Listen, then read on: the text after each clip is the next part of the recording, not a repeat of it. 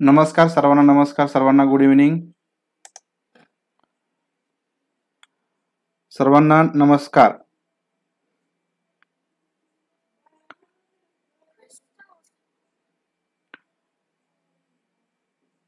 तर पण लाईक करायचा आहे व्हिडिओ आणि शेअर करायचा आहे. सर्वात महत्त्वाचं म्हणजे आवाज वगैरे पण व्यवस्थित येत आहे का एकदा सांगायचं आहे. या ठिकाणी आपण आज परत एकदा पहा भूगोल आणि पहा पेपर 1 साठी ज्याच्यावरती प्रश्न असतात, तर असा पर्यावरण हा जो काही विषय आहे त्याच्यावरती प्रश्न आणि महत्त्वाचे जे पॉइंट आहेत, प्रश्न या ठिकाणी आपल्याला आज थोडेसे कमी बघायचे आहेत, परंतु जे महत्त्वाचे पॉइंट आहेत ते आपल्याला जास्त पाहायचे आहेत. कारण पॉइंट जर तुमच्या लक्षात आले किंवा माहिती तुम्हाला पॉइंट मधून मिळाली तर प्रश्न तुम्हाला सोडवता येतील. तर असेच जे पॉइंट आहेत ते आपण बघणार आहोत. तर या ठिकाणी व्हिडिओ लाईक करायचा आहे, जास्तीत जास्त शेअर करायचा आहे आणि आवाज वगैरे पाहिजे व्यवस्थित येत आहे का एकदा सांगायचा आहे. ठीक आहे. क्रिएटिव्ह अकॅडमी ओके, लाईक किया, थँक्यू. ओके, ठीक आहे. तर या ठिकाणी पेपर 1 आणि पेपर 2 साठी दोन्हीही पेपरसाठी पण महत्त्वाची माहिती आणि महत्त्वाचे प्रश्न आहेत. या ठिकाणी बघा, पहिला प्रश्न आहे की खालील परिणाम आणि कारण यांचा संबंध लक्षात घेऊन योग्य पर्याय निवडायचा आहे. कारण आहे या ठिकाणी, परिणाम आहे पृथ्वीच्या स्वतःभोवती फिरण्याच्या गतीस परिवलन म्हणतात आणि परिणाम पृथ्वीवर दिवस आणि रात्र यांची निर्मिती होणे. ऑप्शन ए, बी, सी आणि डी. तर या ठिकाणी आपल्याला योग्य असा पर्याय यापैकी निवडायचा आहे, कारण आणि परिणाम. तर असे प्रश्न तुम्हाला विचारले जातात. आपल्याला जास्त प्रश्न आज बघायचे नाही, जास्त प्रश्न आपण बघणारच नाही. या ठिकाणी महत्वाचे पॉइंट तर बघा, या ठिकाणी पृथ्वीचे स्वतःभोवतीच्या फिरण्याच्या गतीस परिवलन असं म्हटलं जातं आणि पृथ्वीवर दिवस आणि रात्र यांची निर्मिती होणं, तर या ठिकाणी परिवलन गतीमुळे होत असतं. म्हणून ऑप्शन क्रमांक सी दोन्हीही या ठिकाणी योग्य असं उत्तर आहे. ऑप्शन क्रमांक सी. तर बघा, या ठिकाणी परिवलन म्हणजे काय? पृथ्वीच्या स्वतःभोवती फिरण्याच्या गतीस परिवलन असं म्हटलं जातं. पृथ्वीचं परिवलन हे पश्चिमेकडून पूर्वेकडे होत असतं. पश्चिमेकडून पूर्वेकडे पृथ्वीचं परिवलन होत असतं आणि परिवलनाचे जे परिणाम आहे तो परिणाम म्हणजे परिवलनामुळे पृथ्वीवरती दिवस आणि रात्र यांची निर्मिती होत असते. प्रश्न पुढचा आहे बघा, या ठिकाणी खालील परिणाम आणि कारण यांचा संबंध लक्षात घेऊन पर्याय निवडायचा आहे. कारण आहे या ठिकाणी पृथ्वीची वार्षिक गती आणि परिणाम आहे दिवस व रात्र यांची निर्मिती होणे.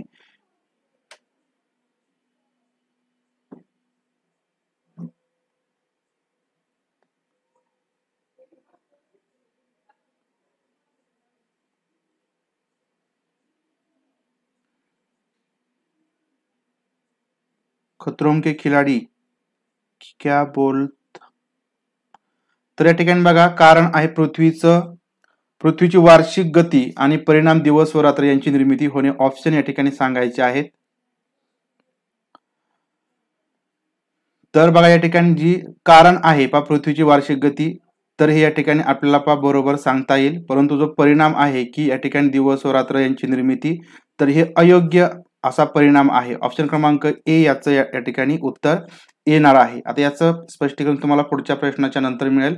प्रश्न पुढचा आहे बघा, पृथ्वीच्या परिभ्रमण गतीचा खालीलपैकी कोणता परिणाम आहे? कोणता किंवा या ठिकाणी आपण म्हणता येईल कोणते परिणाम आहेत पृथ्वीच्या परिभ्रमण गतीचे? या ठिकाणी कोणते किंवा कोणता परिणाम आहे? सूर्याचे भासमान भ्रमण, दिवस रात्रीची असमानता, ऋतूंची निर्मिती, तापमानांचे कटिबद्ध किंवा पट्टे.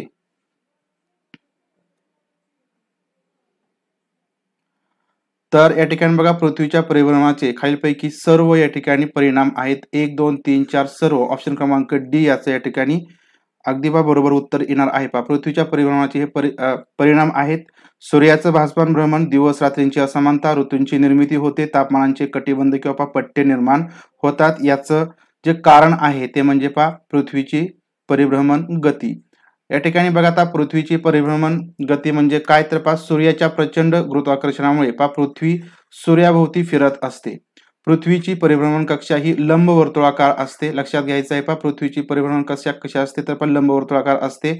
पृथ्वीचे सूर्यापासून अंतर कमी असताना परिभ्रमण गती जास्त असते. या ठिकाणी थोडंसं लक्षात घ्या. पहा, पृथ्वीचं सूर्यापासूनचं अंतर जेवढं कमी असतं त्यावेळी जी परिभ्रमण गती असते ती जास्त असते, आणि जेव्हा या ठिकाणी अंतर जास्त असते तेव्हा पहा परिभ्रमण या ठिकाणी गती ही कमी असते. कारण या ठिकाणी पहा पृथ्वीची जे काही गुरुत्वाकर्षण आहे त्याच्यामुळे जर अंतर कमी असेल त्यावेळेस पहा गती वाढणार आहे, आणि अंतर या ठिकाणी जास्त झालं की जी गती असते पहा परिभ्रमणाची ती कमी होणार आहे, कारण कक्षा या ठिकाणी पहा लंबवर्तुळाकार असते. पुढे या ठिकाणी पृथ्वीच्या परिभ्रमण गतीसच या ठिकाणी वार्षिक गती असं सुद्धा पहा म्हटलं जातं. या ठिकाणी लक्षात ठेवायचंय पहा परिभ्रमण परिभ्रमण. त्यानंतर या ठिकाणी पहा परिभ्रमणाचे जे परिणाम आहेत तर ते बघा, सूर्याचं भासमान भ्रमण याच्यामुळे दिवस रात्रींची असमानता, या ठिकाणी रात्र मोठे किंवा दिवस लहान अशा प्रकारची असमानता असते, ऋतूंची निर्मिती होते आणि तापमानांचे कटिबद्ध जे पट्टे वगैरे असतात ते या ठिकाणी परिभ्रमणाच्या परिणामामुळे या ठिकाणी निर्माण होत असतात. आता या ठिकाणी बघा जो काय परिणाम आहे पहा पृथ्वीच्या परिभ्रमणाचा ते बघूया आपण. पहा सूर्याचं भासमान भ्रमण. सूर्याचं भासमान भ्रमण म्हणजे काय असतं तर पृथ्वीचं परिभ्रमण व तिच्या आसाचं कर्ण यामुळे सूर्य उत्तरेकडे वा दक्षिणेकडे सरकल्याचा जेव्हा भास होतो त्यावेळेस त्या ठिकाणी पहा सूर्याचं भासमान भ्रमण आहे असं या ठिकाणी पहा म्हणता येतं. म्हणजे लक्षात घ्या, ज्यावेळेस आसाचं कर्ण जे काही आसाचं कर्ण आहे पहा पृथ्वीचे त्यामुळे सूर्य हा उत्तरेकडे किंवा दक्षिणेकडे कलल्याचा भास होत असतो. आता त्याच्यामध्ये सूर्याचं भासमान भ्रमणामध्ये पहा आयन दिन असतो सर्वात महत्वाचा. म्हणजे आता आयन दिन हा बघा 21 जून रोजी सूर्य हा दक्षिणेकडे आणि 22 डिसेंबर रोजी उत्तरेकडे मार्गस्थ होणं याला आयन दिन असं पहा म्हटलं जातं. 21 जून रोजी दक्षिणेकडे व 22 डिसेंबर रोजी उत्तरेकडे मार्गस्थ होणे याला आयन दिन असं पहा म्हटलं जातं. पुढे उत्तरायण कशाला म्हटलं जातं तर 22 डिसेंबर ते 21 जून. उत्तरायण हे 22 डिसेंबर ते 21 जून या कालावधीमध्ये होत असतं.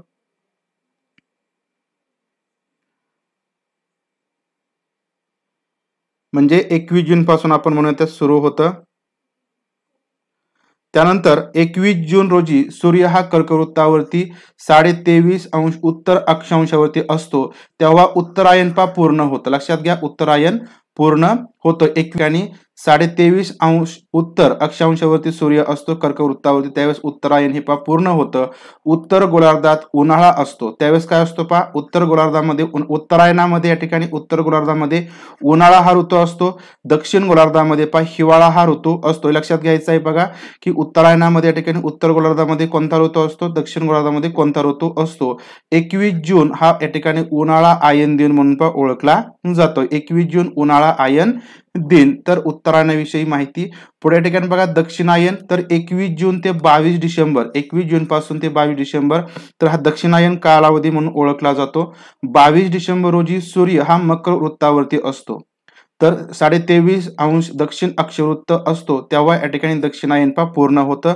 दक्षिणायन पहा कधी पूर्ण होतं तर 22 डिसेंबर रोजी जेव्हा सूर्य पहा मकर वृत्तावरती असतो म्हणजे 23.5 डिग्री दक्षिण अक्षवृत्त याच्यावरती असतो त्यावेळेस दक्षिणायन पूर्ण होतं.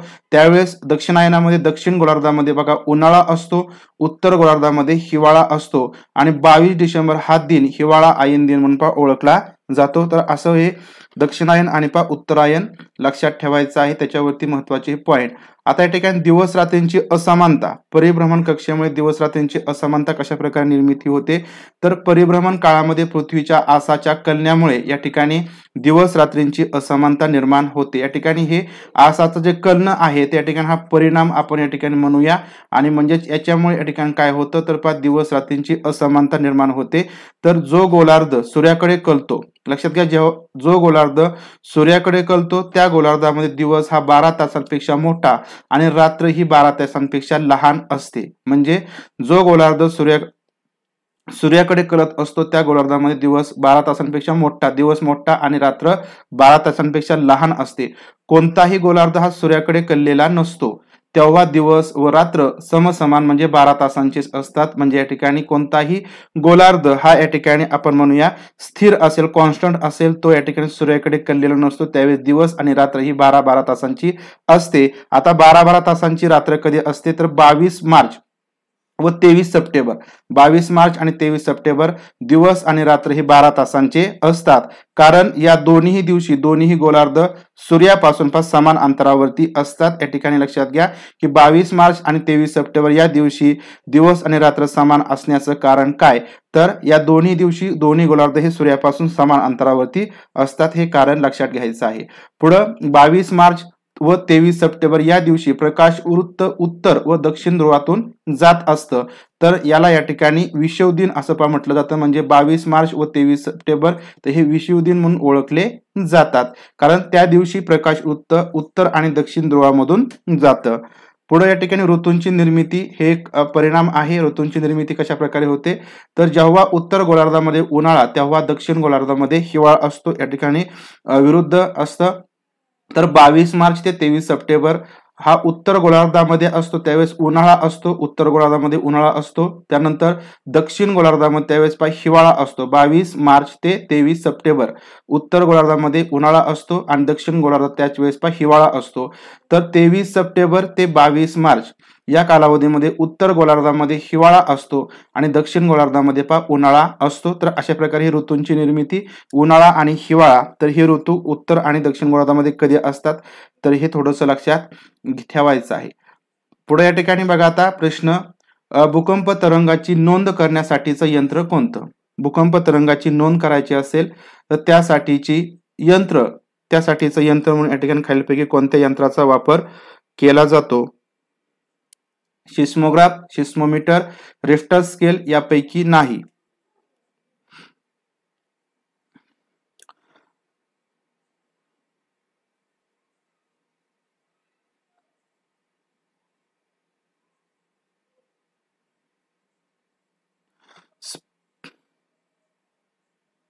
संपात दिन पण म्हणतात, बरोबर। तर रिश्टर स्केल नाही, या ठिकाणी चुकले या ठिकाणी चुकले। रिश्टर स्केल नाही, याला सिस्मोमीटर असं म्हटलं जातं। भूकंप तरंगाची नोंद करायची आहे, या ठिकाणी बघा आपल्याला लहरी मोजायच्या नाहीत। या ठिकाणी बघा तुमचं थोडंसं कन्फ्युजन दूर करतो। या ठिकाणी बघा भूकंप नाभी कशाला म्हटलं जातं, तर जेथून भूकंप तरंग निर्माण होतात ते पृथ्वीच्या अंतरंगातील जे भूकेंद्र असतं त्याला भूकंप नाभी असं म्हटलं जातं।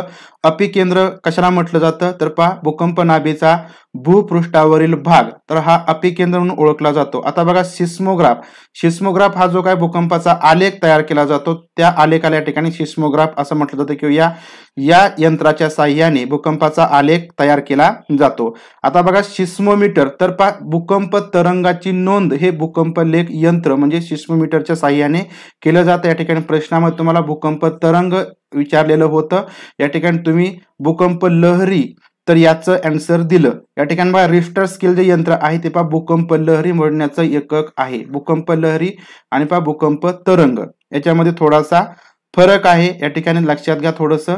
रिश्टर स्केल हे भूकंप लहरी मोजण्याचं एकक आहे, तर भूकंप तरंगाची नोंद तर ही यंत्रावरती केली जाते, कोणती, तर सिस्मोमीटर या यंत्रावरती केली जाते। तर थोडंसं हे लक्षात घ्या। या ठिकाणी लगेचच सर्वजण चुकले, थोडासा विचार करायला पाहिजे होता, असो काही प्रॉब्लेम नाही। प्रश्न पुढचा बघा, या ठिकाणी सर्वाधिक विध्वंसक भूकंप तरंग खालीलपैकी कोणते? सर्वाधिक विध्वंसक, या ठिकाणी जास्तीत जास्त विध्वंस खालीलपैकी कोणत्या भूकंप तरंगामुळे होत असतो? प्राथमिक तरंग पी वेव्हज म्हटलं जातं त्याला, द्वितीय तरंग एस वेव्हज म्हटलं जातं आणि पृष्ठ तरंग एल वेव्हज। अशा प्रकारे 3 तरंग असतात ज्याच्यामुळे भूकंप होत असतात। तर या ठिकाणी सर्वाधिक विध्वंसक भूकंप तरंग कोणता? तर यापैकी पृष्ठ तरंग एल वेव्हज, या ठिकाणी जे पृष्ठ तरंग असतात तर ते सर्वाधिक विध्वंसक असतात, सर्वाधिक नाश करत असतात। या ठिकाणी बघा आता प्राथमिक तरंग कशाला म्हटलं जातं, तर पी वेव्हज, तर भूपृष्ठावरती जे सर्वप्रथम पोहोचतात, ज्यावेळेस भूकंप आपण म्हणा सुरुवात होते त्यावेळेस भूपृष्ठावरती जमिनीवरती जे तरंग सर्वात आधी पोहोचतात त्याला प्राथमिक तरंग म्हटलं जातं। तर कणांची जी हालचाल असते ती तरंगाच्या दिशेने मागे पुढे होत असते, त्याच्यामुळे आपल्याला जमीन अशी हललेली थोडीशी वाटत असते। त्याच्यानंतर या ठिकाणी द्वितीयक तरंग हे एस वेव्हज असतात, तर प्राथमिक तरंगानंतर हे या ठिकाणी एस वेव्हज किंवा द्वितीयक तरंग येत असतात। त्यावेळी जी कण असतात त्या कणांची हालचाल तरंग दिशेच्या काटकोनात असते. आता थोडंसं लक्षात ठेवायचं आहे बघा, कणांची हालचाल कशी असते. प्राथमिक तरंगामध्ये या ठिकाणी दिशेच्या मागे पुढे असते, तरंगाच्या दिशेच्या मागे पुढे असते, आणि द्वितीयक तरंगामध्ये या ठिकाणी कणांची हालचाल ही दिशेच्या काटकोनामध्ये असते. थोडंसं लक्षात घ्यायचं आहे. पुढं पाण्यातून प्रवास करू शकत नाही. जे काही द्वितीयक तरंग असतात ते पाण्यातून प्रवास करू शकत नाहीत, आणि या ठिकाणी या तरंगाचं विध्वंसक जे कार्य असतं ते प्राथमिक तरंगापेक्षा थोडंसं अधिक असतं. म्हणजे प्राथमिक तरंग थोडंसं आपण म्हणूया थोडंसं विध्वंस करत असेल, त्याच्यापेक्षा हे द्वितीयक तरंग थोडेसे डेंजर असतात किंवा जास्त विध्वंस करतात. परंतु त्याच्यानंतर जो काही तरंग येत असतो, क्रिएट होत असतो, तो पृष्ठ तरंग एल वेव्ह त्याला म्हटलं जातं. तर भूपृष्ठावरील अपिकेंद्रापासून याची निर्मिती होत असते. जे अपिकेंद्र म्हटलं, त्या अपिकेंद्रापासून या पृष्ठ तरंगाची निर्मिती होत असते. आणि हे अतिशय या ठिकाणी यांचा जो वेग असतो कमी असतो. लक्षात घ्या, थोडंसं उलट आहे, त्याच्यामुळे आपली या ठिकाणी फसगत होत असते, फसगत होऊ शकते.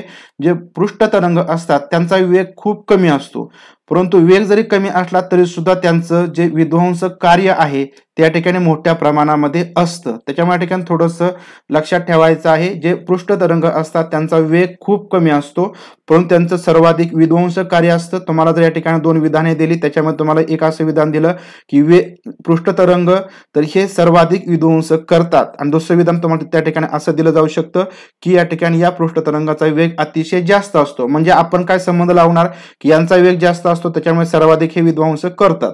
म्हणजे या ठिकाणी तिथं आपला प्रश्न चुकू शकतो. त्याच्यामुळे लक्षात घ्या, जास्त जर विध्वंस करत असले तरी सुद्धा त्यांची गती ही या ठिकाणी कमी असते. अशा प्रकारे हे 3 तरंग या ठिकाणी लक्षात घ्यायचे आहे. भूकंप तरंग पी, एस आणि एन. पुढे या ठिकाणी बघा, प्रश्न पुढचा आहे, खालीलपैकी कोणते भारतातील भूकंप प्रवण क्षेत्र म्हणून गणले जात नाही. भारतातील भूकंप प्रवण क्षेत्र म्हणून खालीलपैकी कोणत्या क्षेत्राचा समावेश होत नाही किंवा गणलं जात नाही. हिमालय, नागालँड, त्रिपुरा, पुणे.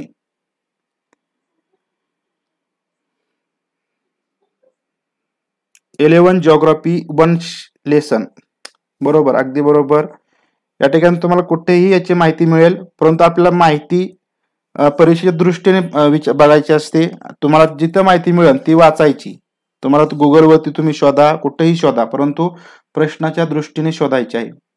अगदी बरोबर. या ठिकाणी पुणे. तर पुणे हे भूकंप प्रवण क्षेत्र म्हणून गणलं जात नाही. अगदी बरोबर आहे या ठिकाणी. आता भारतातील भूकंप प्रवण क्षेत्र कोणकोणते आहेत तर एकदा थोडीशी नजर मारा. हिमालय आहे, आसाम, अरुणाचल प्रदेश, नागालँड, त्रिपुरा, मणिपूर, मिझोराम, अंदमान निकोबार बेट, जम्मू काश्मीर, उत्तराखंड, बिहारचा उत्तर भाग आणि गुजरात मधील कच्छ. तर ही भारतामधील प्रमुख अशी भूकंप प्रवण क्षेत्र आहेत.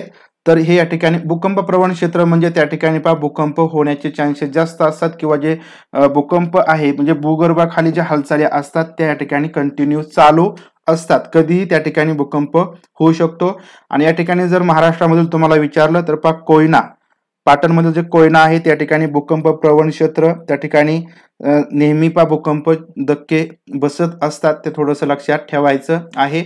आपल्यातील सर्वात मोठा भूकंप किल्लारी या ठिकाणी झालेला होता. तर या ठिकाणी प्रश्न पुढचा आहे बघा, केंद्रीय उद्रेकातून कोणता पर्वत किंवा पठार तयार झालं नाही. केंद्रीय उद्रेकातून डोंगराळ भाग आहेत. अगदी बरोबर, 15 क्षेत्र आहेत पूर्व उत्तर. केंद्रीय उद्रेकातून कोणता पर्वत किंवा पठार तयार झालं नाही. अशा प्रकारचा प्रश्न. किलिमांजारो, फ्युजियामा, वेसुव्हियस, ब्राझीलचं पठार. केंद्रीय उद्रेक, ज्वालामुखीच्या ठिकाणी उद्रेक आपल्याला माहिती आहे. तर केंद्रीय उद्रेक याच्यातून कोणते पठार तयार झालेलं नाही. तर यापैकी बघा, ब्राझीलचं पठार, या ठिकाणी जे ब्राझीलचं पठार आहे तर ते केंद्रीय उद्रेकातून तयार झालेलं नाही. तर किलिमांजारो, फ्युजियामा, वेसुव्हियस तर हे या ठिकाणी केंद्रीय उद्रेकातून तयार झालेले आहेत. ज्वालामुखी विषयी माहिती, तर तप्त शिलारस हा भूपृष्ठावरती येऊन ज्वालामुखीचा उद्रेक होत असतो. या ठिकाणी छिद्रांमधून किंवा सापटेमधून या ठिकाणी जो तप्त शिलारस असतो तो भूपृष्ठावरती येतो आणि ज्वालामुखीचा उद्रेक होत असतो. ज्वालामुखीच्या उद्रेकाचे 2 प्रकार सांगता येतात. त्याच्यापैकी एक केंद्रीय उद्रेक असतो.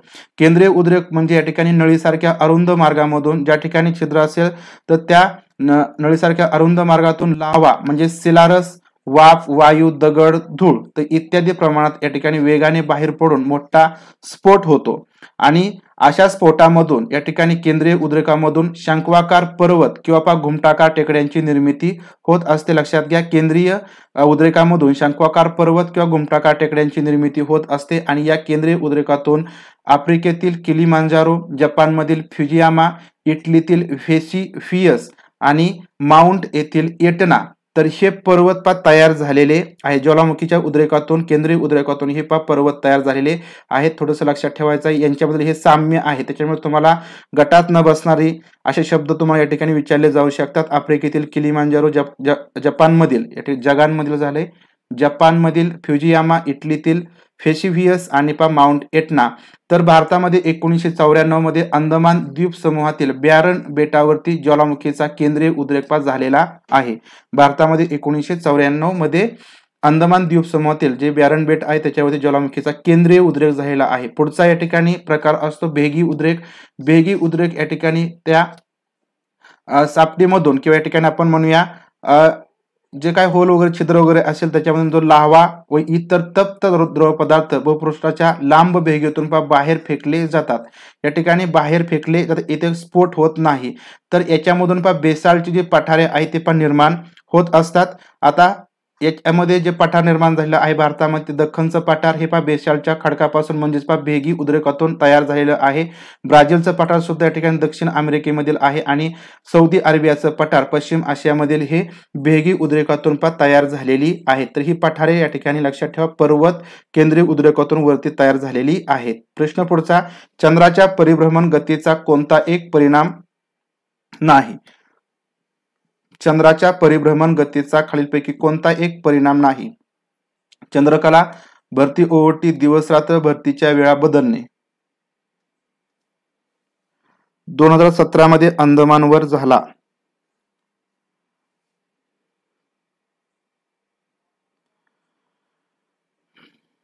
तर बघा या ठिकाणी दिवस रात्र ऑप्शन क्रमांक सी याचं उत्तर येणार आहे. दिवस रात्र हे चंद्राच्या परिभ्रमणाचा या ठिकाणी परिणाम नाही. या ठिकाणी तो पृथ्वीच्या परिभ्रमणाचा परिणाम आहे. लक्षात ठेवायचा आहे पृथ्वीच्या परिभ्रमणाचा परिणाम दिवस रात्र. बाकी चंद्रकला, भरती ओहोटी आणि भरतीच्या वेळा बदलणं हे या ठिकाणी चंद्राच्या परिभ्रमण गतीमुळे होत असतं. आता या ठिकाणी पृथ्वीचा नैसर्गिक उपग्रह म्हणजे या ठिकाणी चंद्र. पृथ्वीपासून सरासरी अंतर हे 3,84,000 किलोमीटर अंदाजे आहे.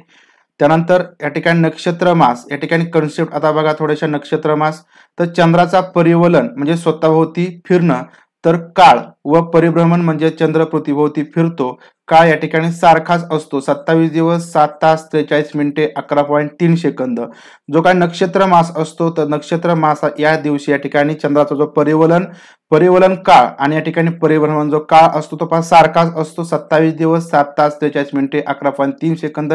या काळाला या ठिकाणी नक्षत्र मास असं म्हटलं जातं. पुढे या ठिकाणी चांद्रमास. या ठिकाणी हे तुम्हाला 6वी 7वीच्या पुस्तकामध्ये हे प्रश्न मिळून जातील, माहिती मिळून जाईल. चांद्रमास, तर चांद्रमास म्हणजे काय? नक्षत्रमास तुमच्या लक्षात आलं. चांद्रमास म्हणजे काय? तर चंद्राच्या एका कलेपासून दुसऱ्या कलेपर्यंतचा म्हणजे अमावस्यापासून ते पुढची अमावस्या म्हणजे पहिली अमावस्या ते दुसरी अमावस्या तर जो काळ असतो तो 29 दिवस 12 तास 44 मिनिटे आणि 2.8 सेकंद असतो. तर या काळाला चांद्रमास असं म्हटलं जातं. म्हणजे अमावस्यापासून ते पुढची अमावस्या याला या ठिकाणी चांद्रमास असं म्हटलं जाईल. जो कालावधी असतो तो लक्षात ठेवा 29 दिवस 12 तास 44 मिनिटे या ठिकाणी आणि 2.8 सेकंद. आता जो चांद्रमासचा कालावधी असतो याचा उपयोग हा पंचांगात कालमापनासाठी केला जातो. पंचांगणा म्हणजे कालमापन केलं जातं त्यासाठी चांद्रमास याचा उपयोग केला जातो.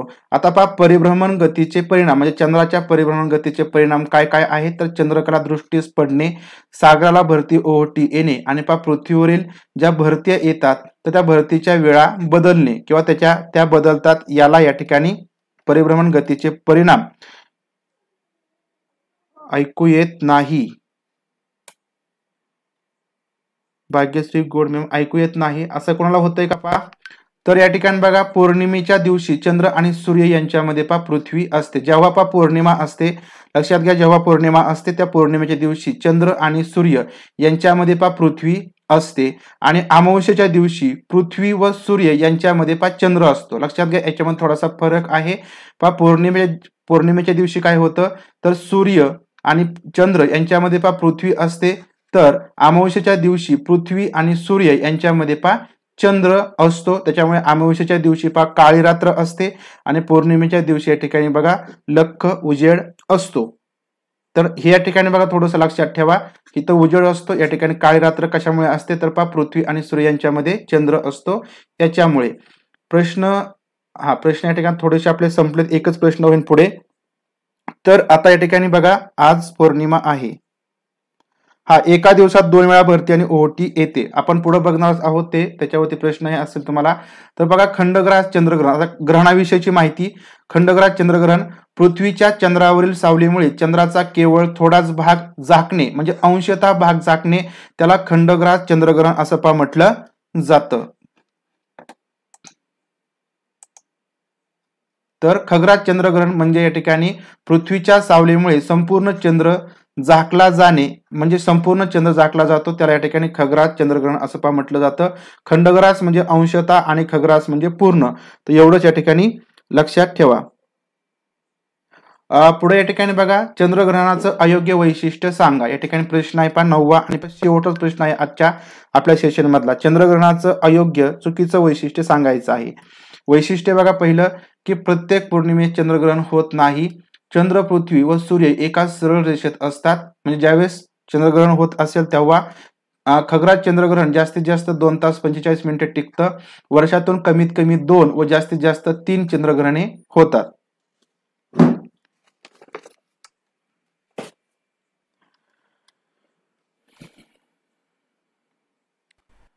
तर या ठिकाणी अयोग्य असं वैशिष्ट्य कोणत्या चंद्रग्रहणाचं ते सांगायचं आहे. तर बघा यापैकी ऑप्शन क्रमांक सी की खग्रास चंद्रग्रहण हे जास्तीत जास्त 2 तास 45 मिनिटे टिकते, तर हे या ठिकाणी अयोग्य आहे, चुकीचं आहे. कारण या ठिकाणी जे खग्रास चंद्रग्रहण असतं ते फक्त 1 तास आणि 45 मिनिटं एवढं टिकत असतं. 1 तास 45 मिनिटं एवढं खग्रास चंद्रग्रहण टिकत असतं. ऑप्शन क्रमांक सी या ठिकाणी चुकीचं आहे. बाकीचे या ठिकाणी बघा म्हणजे जे चंद्रग्रहण असतं ते शक्यतो या ठिकाणी बघा पौर्णिमेच्या दिवशी होतं, परंतु ते प्रत्येक पौर्णिमेलाच होत नाही. चंद्र, पृथ्वी आणि सूर्य जेव्हा एका सरळ रेषेमध्ये येतात त्यावेळेस चंद्रग्रहण होत असतं. वर्षातून कमीत कमी 2 आणि जास्तीत जास्त 3 चंद्रग्रहणे होत असतात. तर ही वैशिष्ट्ये आहेत चंद्रग्रहणाची. तर बघा ही लक्षात ठेवा चंद्रग्रहणाची वैशिष्ट्ये. खग्रास चंद्रग्रहण जास्तीत जास्त 1 तास ते 45 मिनिटे एवढंच टिकत असतं. बाकीच्या ठिकाणी वैशिष्ट्ये आपण बघितली. आता सूर्यग्रहण. तर सूर्यग्रहण कधी, तर चंद्राची सावली ही पृथ्वीवर पडते त्यावेळेस सूर्यग्रहण होत असतं. अमावस्याला पृथ्वी आणि सूर्य यांच्यामध्ये चंद्र येतो त्यावेळेस सूर्यग्रहण होत असतं. अमावस्याला पृथ्वी आणि सूर्य यांच्यामध्ये चंद्र असतो. सूर्यग्रहणामध्ये पृथ्वी, चंद्र आणि सूर्य हे एकाच सरळ रेषेमध्ये येत असतात. सूर्यग्रहणामध्ये पृथ्वी, चंद्र आणि सूर्य हे एकाच सरळ रेषेमध्ये येत असतात. सूर्यग्रहण शक्यतो अमावस्येला होत असतात, तेव्हा पृथ्वी आणि सूर्य यांच्यामध्ये चंद्र येत असतो. आता खंडग्रास सूर्यग्रहण म्हणजे या ठिकाणी बघा अंशतः झाकणं. या ठिकाणी चंद्राच्या पृथ्वीवरील उपछायेमुळे सूर्याचा केवळ थोडाच भाग अंशतः झाकणे. या ठिकाणी बघा छाया लक्षात ठेवा. चंद्राच्या पृथ्वीवरच्या उपछायेमुळे सूर्याचा केवळ थोडाचा भाग म्हणजे अंशतः झाकणे, तेव्हा खंडग्रास सूर्यग्रहण होत असतं. पुढे या ठिकाणी खग्रास सूर्यग्रहण कधी होत असतं, तर चंद्राच्या पृथ्वीवरील प्रछायेमुळे. लक्षात घ्या, चंद्राच्या पृथ्वीवरच्या प्रछायेमुळे संपूर्ण सूर्य झाकला जातो तेव्हा खग्रास सूर्यग्रहण होत असतं. उपछाया या ठिकाणी खंडग्रास सूर्यग्रहणासाठी आणि प्रछाया या ठिकाणी खग्रास सूर्यग्रहणासाठी असते. कालावधी हा जास्तीत जास्त 7 मिनिटे 30 सेकंद इतका या खग्रास सूर्यग्रहणाचा असतो. खग्रास सूर्यग्रहणाचा जो कालावधी असतो तो 7 मिनिटे 30 सेकंद एवढा असतो. त्यावेळेस आपण म्हणू शकतो की त्या ठिकाणी काळाकुट्ट अंधार पडतो, परंतु आपल्याला तो जे ग्रहण आहे ते या ठिकाणी मोठं जाणवू शकतं. तर अशा प्रकारे हे खंडग्रास आणि खग्रास सूर्यग्रहण. पुढं तिसरा प्रकार असतो कंकणाकृती सूर्यग्रहण. आता कंकणाकृती सूर्यग्रहण हे या ठिकाणी चंद्राच्या अपभू स्थितीमुळे या ठिकाणी होत असतं. म्हणजे कधी कधीच लक्षात घ्या, कधी कधी चंद्राच्या अपभू स्थितीमध्ये चंद्राची सावली पृथ्वीपर्यंत पोहोचत नाही. अशा वेळी चंद्राच्या प्रछायेमुळे सूर्याचा मध्यभाग झाकला जातो. या ठिकाणी बघा प्रछाया आहे, परंतु कशामुळे, तर या ठिकाणी चंद्राच्या उपभू स्थितीमध्ये चंद्राची सावली पृथ्वीपर्यंत पोहोचत नाही. त्यावेळेस या ठिकाणी सूर्याचा मध्यभाग झाकला जातो आणि सूर्याभोवती या ठिकाणी जे सर्कल आहे किंवा जी कडा आहे ती दिसते, तेव्हा पहा कंकणाकृती सूर्यग्रहण असतं आणि याचा कालावधी हा 10 ते 20 सेकंद एवढाच असतो। या ठिकाणी 10 ते 20 सेकंद फक्त कंकणाकृती सूर्यग्रहण असतं। या ठिकाणी एक 15 ते 20 मिनिट आपलं लेक्चर सुरू झालेला आहे। तर अशा प्रकारे या ठिकाणी कंकणाकृती, खग्रास आणि खंडग्रास सूर्यग्रहण या ठिकाणी लक्षात ठेवा। याच्यामध्ये छाया थोडीशी लक्षात ठेवा आणि त्याच्यानंतर कंकणाकृती नेमकं कधी होतं, तर चंद्राच्या उपभू स्थितीमध्ये चंद्राची सावली पृथ्वीपर्यंत पोहोचत नाही तेव्हा चंद्राच्या उपछायेमुळे सूर्याचा मध्यभाग झाकतो तेव्हा कंकणाकृती सूर्यग्रहण होतं। आता वैशिष्ट्य बघा या ठिकाणी, तर प्रत्येक अमावस्येला सूर्यग्रहण होत नाही, म्हणजे अमावस्येला सूर्यग्रहण होतं परंतु या ठिकाणी प्रत्येक अमावस्येला होत नाही चंद्रग्रहणाप्रमाणेच। तर चंद्राच्या उपछायेच्या भागातून खंडग्रास सूर्यग्रहण दिसतं, म्हणजे खंडग्रास सूर्यग्रहण पाहण्यासाठी आपल्याला चंद्राची उपछाया असली पाहिजे आपल्या भागामध्ये, त्यावेळेस पहा खंडग्रास सूर्यग्रहण दिसतं। चंद्राच्या प्रछायेच्या भागामधून खग्रास सूर्यग्रहण आपल्याला बघू शकतो, आपल्याला दिसतं। चंद्राच्या प्रछायेच्या भागातून खग्रास आणि चंद्राच्या उपछायेच्या भागातून पहा खंडग्रास सूर्यग्रहण बघायला मिळतं। तर ही वैशिष्ट्ये या ठिकाणी आहेत। तर आता या ठिकाणी बघा आपला प्रदेश आहे किंवा प्रदेश बघायचे आहे, जे विषुववृत्तीय जे किंवा पट्टे जे निर्माण होतात बघा, या ठिकाणी पट्टे निर्माण होतात, तर त्या पट्ट्यामधील या ठिकाणी आपण विषुववृत्तीय प्रदेश हा एक पट्टा बघतोय आणि बाकीच्या ठिकाणी आपण नंतर बघणार आहोत। तर विषुववृत्तीय प्रदेशावरती प्रश्न विचारले गेले होते म्हणून आपण हा पट्टा घेतला। बाकी सुद्धा या ठिकाणी जे प्रदेश आहे त्याच्यावरती प्रश्न विचारले गेले आहेत, परंतु आपण ते नंतर घेऊया। तर या ठिकाणी बघा विषुववृत्ताच्या उत्तरेस 5 अंश दक्षिणेस 5 अंश अक्षवृत्तांच्या दरम्यान हा या ठिकाणी विषुववृत्तीय प्रदेश आहे। याचा जो विस्तार आहे तो बघा, विषुववृत्ताच्या उत्तरेस 5 अंश व दक्षिणेस 5 अंश अक्षवृत्ताच्या दरम्यान जो प्रदेश आहे पहा, विषुववृत्तीय प्रदेशामध्ये कोणकोणत्या प्रदेशांचा समावेश होतो, तर दक्षिण अमेरिका, त्याच्यामध्ये अमेझॉन नदीचं खोरं विषुववृत्तीय प्रदेशामध्ये पहा समाविष्ट होतं, लक्षात ठेवायचं आहे पहा, दक्षिण अमेरिका, अमेझॉन नदीचे खोरं, आफ्रिकामध्ये पहा कांगो, झैरे नदीचे खोरं आणि गिनीचा किनारा या ठिकाणी विषुववृत्तीय प्रदेशामध्ये मोडतो। पुढं आग्नेय आशिया, मलेशिया, इंडोनेशिया। आग्नेय आशियामध्ये कोणकोणते प्रदेश, मलेशिया, इंडोनेशिया, सिंगापूर, जावा, सुमात्रा, तर यांचा समावेश या ठिकाणी या विषुववृत्तीय प्रदेशामध्ये पहा होत असतो। आता या ठिकाणी जे हवामान आहे पहा विषुववृत्तीय प्रदेशाचं ते बघा, सूर्यकिरणे या ठिकाणी पहा वर्षभर लंबरूप पडत असतात, त्याच्यामुळे तिथलं हवामान हे अतिउष्ण असतं। हवामान हे ठिकाणी अतिउष्ण असतं। सरासरी जे तापमान असतं ते 27 डिग्री सेल्सिअस इतकं तापमान विषुववृत्तीय प्रदेशामधलं असतं। जे पर्जन्य आहे ते पहा बारामाही असतं। आरोह प्रकारचा पाऊस या ठिकाणी पहा पडत असतो, या ठिकाणी आरोह प्रकारचा पाऊस पडत असतो, बारामाही पाऊस पडतो। सरासरी जे पर्जन्यमान आहे ते पहा 250 ते 300 सेंटीमीटर इतकं असतं।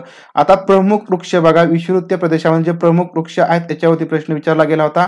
मोहगनी, ग्रीनहार्ट, यबनी, रोजवूड, कोको, रबर, शिंकोना, तर ही या ठिकाणी प्रमुख वृक्ष आपल्याला या ठिकाणी पाहायला मिळतात। तर हे वृक्ष लक्षात ठेवायची आहेत।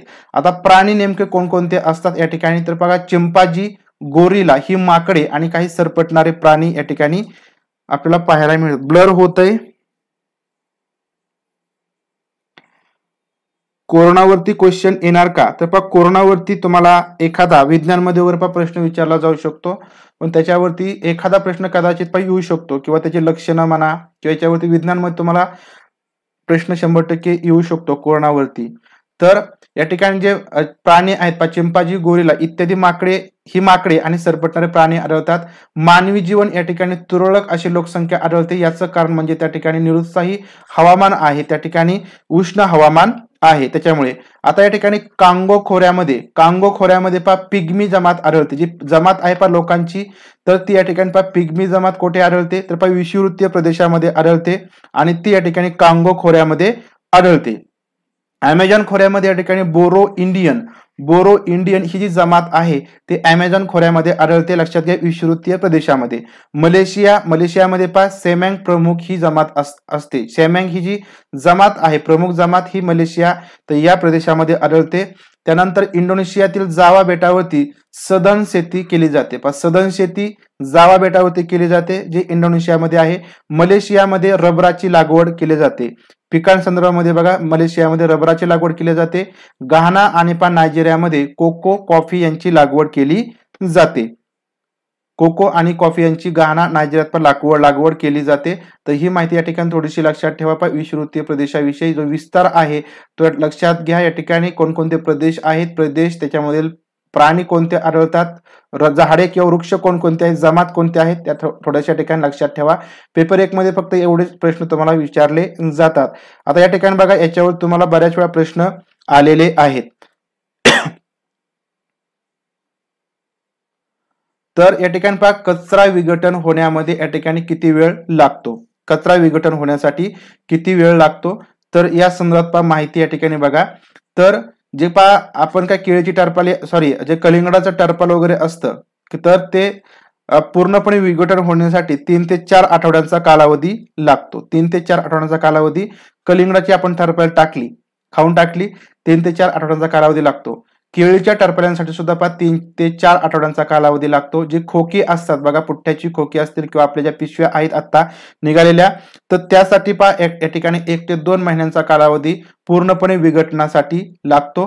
या ठिकाणी जे स्वेटर वगैरे असतात, लोकरीचे कपडे वगैरे असतात, त्यांना 1 वर्षांचा कालावधी लागतो. आता याच्यामध्ये प्रातिनिधिक स्वरूपामध्ये तुम्हाला दिलेलं आहे, परंतु त्याचे प्रकार बाकीचे जे असतील त्याच्यामध्ये तुम्ही या ठिकाणी हे पाहायचं आहे.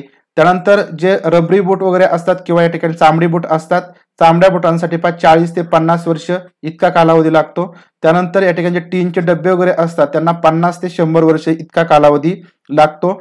काचेची जे काच वगैरे असते काच असती त्याला 1000 वर्ष इतका कालावधी लागतो पूर्ण विघटनासाठी. प्लॅस्टिकसाठी 10 ते 100 वर्ष इतका कालावधी लागतो. त्यानंतर जे लाकूड आहे लाकडासाठी 10 ते 15 वर्ष, पूर्ण विघटनासाठी 10 ते 15 वर्ष. त्यानंतर या ठिकाणी बघा, चामडे जे काय पर्स वगैरे असतात त्याला 40 ते 50 वर्ष इतका कालावधी लागतो. आता थर्माकोल वगैरे जर घेतलं तर ते अनंत काळ टिकतात, अनंत काळ त्यांचं विघटन होण्यामध्ये लागू शकतात. तर या ठिकाणी हे थोडंसं लक्षात ठेवायचं आहे. तर तुम्हाला हे थोडीशी माहिती महत्वाची आहे. याच्यावरती प्रश्न विचारले गेले आहेत, 2 परीक्षेमध्ये प्रश्न विचारले गेले होते. थर्माकोल या ठिकाणी अनंत काळ, या ठिकाणी आपण त्याला मोजू शकत नाही किती वर्ष ते विघटन होईल त्यासाठी.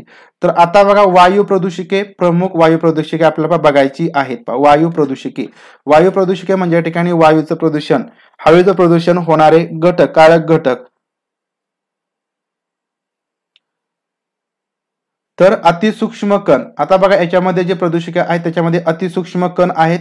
त्याच्यामध्ये काजळी असेल, धूर, डांबर किंवा धूळ, आणि जे घरगुती कचरा असतो तो अतिसूक्ष्म कणामध्ये येतो. लक्षात घ्या, तुम्हाला विचारलं जाऊ शकतं की हवेच्या प्रदूषणासाठी कारणीभूत ठरणारी अतिसूक्ष्म कणामधील खालीलपैकी कोणत्या घटकांचा किंवा कारकांचा समावेश होतो. तर या ठिकाणी बघा, काजळी, धूर, डांबर किंवा धूळ आणि घरगुती कचरा यांचा होतो. आता विषारी वायू कोणकोणते असतात, ज्याच्यामध्ये कार्बन मोनॉक्साईड आहे, नायट्रोजन ऑक्साईड आहे, सल्फर ऑक्साईड आहेत, हॅलोजन्स आहेत, त्याच्यामध्ये क्लोरीन, ब्रोमीन, आयोडीन आणि सल्फवित सेंद्रिय संयुगे. तर यांचा समावेश विषारी वायूमध्ये होत असतो, ज्याच्यामुळे या ठिकाणी आपल्याला जे रोग आहेत श्वसनाचे ते होऊ शकतात विषारी वायूंमुळे. पुढे धातू या ठिकाणी धातूंमध्ये शिसे, जस्त, लोह आणि क्रोमियम. तर हे सुद्धा या ठिकाणी हवेमध्ये मिसळून त्याचा या ठिकाणी श्वसनावाटे जर आपल्या शरीरामध्ये ते प्रवेश झाले किंवा गेले तर त्याच्यामुळे आपल्याला रोग होऊ शकतात. तर ही या ठिकाणी प्रदूषके आहेत. त्याच्यानंतर औद्योगिक प्रदूषके बघा, बेन्झीन, इथर, ऍसिटिक ऍसिड, सायनाइड संयुगे. तर ही औद्योगिक प्रदूषके आहेत. कारखान्यामधून वगैरे दुरावटे हे हवेमध्ये मिसळत असतात, बेन्झीन, इथर, ऍसिटिक ऍसिड, सायनाइड संयुगे. कृषी प्रदूषके म्हणजे या ठिकाणी शेतीमध्ये आपण जी वेगवेगळी कीटनाशके यूज करतो, तणनाशके, बुरशीनाशके आणि रासायनिक खते यूज करतो, त्याच्यामधून या ठिकाणी हवेमध्ये सुद्धा हे मिसळू शकतात. तर अशा प्रकारे या ठिकाणी ही वायू प्रदूषके आहेत. ही प्रदूषके लक्षात ठेवा. आता याच्यामुळे रोग सुद्धा होतात माणसाला. तर पुढे या ठिकाणी जे 6वा प्रकार आहे फोटोकेमिकल प्रदूषके. तर ओझोन, नायट्रोजनचे ऑक्साईड, अल्डिहाइड्स, इथिलीन, फोटोकेमिकल धुके, पॅरॉक्सी ऍसिटल नायट्रेट, पॅन, त्याला पॅन म्हटलं जातं, आणि सल्फर ऑक्साइड्स. तर ही या ठिकाणी फोटोकेमिकल प्रदूषके आहेत. किरणोत्सर्गी प्रदूषके असतात किरणोत्सर्गी.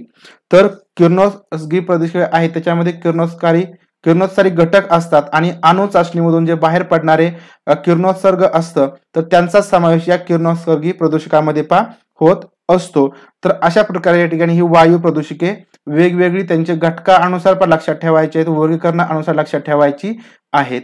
पुढे या ठिकाणी वायू प्रदूषणाचे जे स्रोत आहेत तर ते स्रोत कोणकोणते येतात तर दोन स्रोत आहेत मूलभूत, एक नैसर्गिक स्रोत असतो आणि दुसरा मानवनिर्मित स्रोत असतो. या दोन स्रोतांमधून ही वायू प्रदूषके हवेमध्ये मिसळतात. नैसर्गिक स्रोतामध्ये आपण म्हणूया जी काही नैसर्गिक घटना असतात त्या घटनांमुळे उद्भवतात, ज्याच्यामध्ये ज्वालामुखीचा उद्रेक होत असेल, जंगलातील वणवा लागला, जैविक विघटन झालं, परागकण झाले, दलदल, किरणोत्सर्गी घटक, तर याच्यामुळे जे नैसर्गिक घटक आहेत किंवा नैसर्गिक स्रोतामुळे प्रदूषके हवेमध्ये मिसळत असतात. लक्षात घ्या नैसर्गिक घटक कोणकोणते आहेत तर वायू प्रदूषकांसाठी नैसर्गिक घटक हे ज्वालामुखीचा उद्रेक, जंगलातील वणवा, जैविक विघटन, परागकण, दलदल, किरणोत्सर्गी घटक. त्यानंतर मानवनिर्मित स्रोत कोणकोणते येतात तर मानवी क्रियांमुळे या ठिकाणी हे मानवी स्रोत उत्पन्न होतात, ज्याच्यामुळे घरातील हवेतील प्रदूषके असतील, वाहनांचं उत्सर्जन असते, त्याच्यानंतर जीवाश्म इंधनाचं ज्वलन, जीवाश्म इंधनांचे ज्वलनामुळे या ठिकाणी प्रदूषके हवेमध्ये मिसळू शकतात, कृषीजन्य क्रिया असतील, औद्योगिक उत्सर्जन आणि औष्णिक वीज प्रकल्प, तर याच्यामधून मोठ्या प्रमाणामध्ये याच्यामुळे या ठिकाणी जे प्रदूषके आहेत ते हवेमध्ये मिसळत असतात. ही थोडीशी माहिती लक्षात ठेवा. आता सर्वात महत्वाची माहिती आहे बघा या ठिकाणी की काही मुख्य प्रदूषके आणि त्याचा परिणाम मानवी आरोग्यावरती नेमका काय परिणाम होतो तर तो या ठिकाणी लक्षात घ्यायचा आहे. तर बघा या ठिकाणी सल्फर ऑक्साईड, जे सल्फर ऑक्साईड आहे तर याच्यामध्ये या ठिकाणी काय होतं, स्क्रीन स्पष्ट दिसत नाही, तर स्क्रीन स्पष्ट दिसत नसेल तर थोडीशी तुमच्या व्हिडिओची सेटिंग करून घ्या, तुम्हाला क्लिअर दिसेल.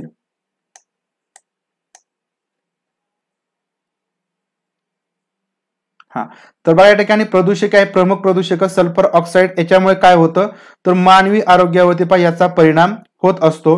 तर श्वसनाचे विकार होतात याच्यामुळे, सल्फर ऑक्साईड्समुळे श्वसनाचे विकार होतात. त्यानंतर हृदय व फुफ्फुसाच्या व्याधी होऊ शकतात आणि दृष्टी ही कमजोर होते, दृष्टी ही या ठिकाणी कमजोर होते सल्फर ऑक्साईड या प्रदूषकामुळे. आता पर्यावरणावरती याचा काय परिणाम होतो तर क्लोरिसिस, तर या ठिकाणी होतं वनस्पतींच्या ऊती या मृत पावतात, वनस्पतींच्या ऊती मृत जर पावल्या तर या ठिकाणी आपण म्हणूया ते जी वनस्पती असेल ते झाड आहे त्या ठिकाणी वाळून जातं किंवा वटून जातं. तर याचा परिणाम म्हणजे हा या ठिकाणी या प्रदूषकाचा परिणाम मानवावरती आणि पर्यावरणावरती होत असतो. फक्त आवाज ऐकायला येत आहे.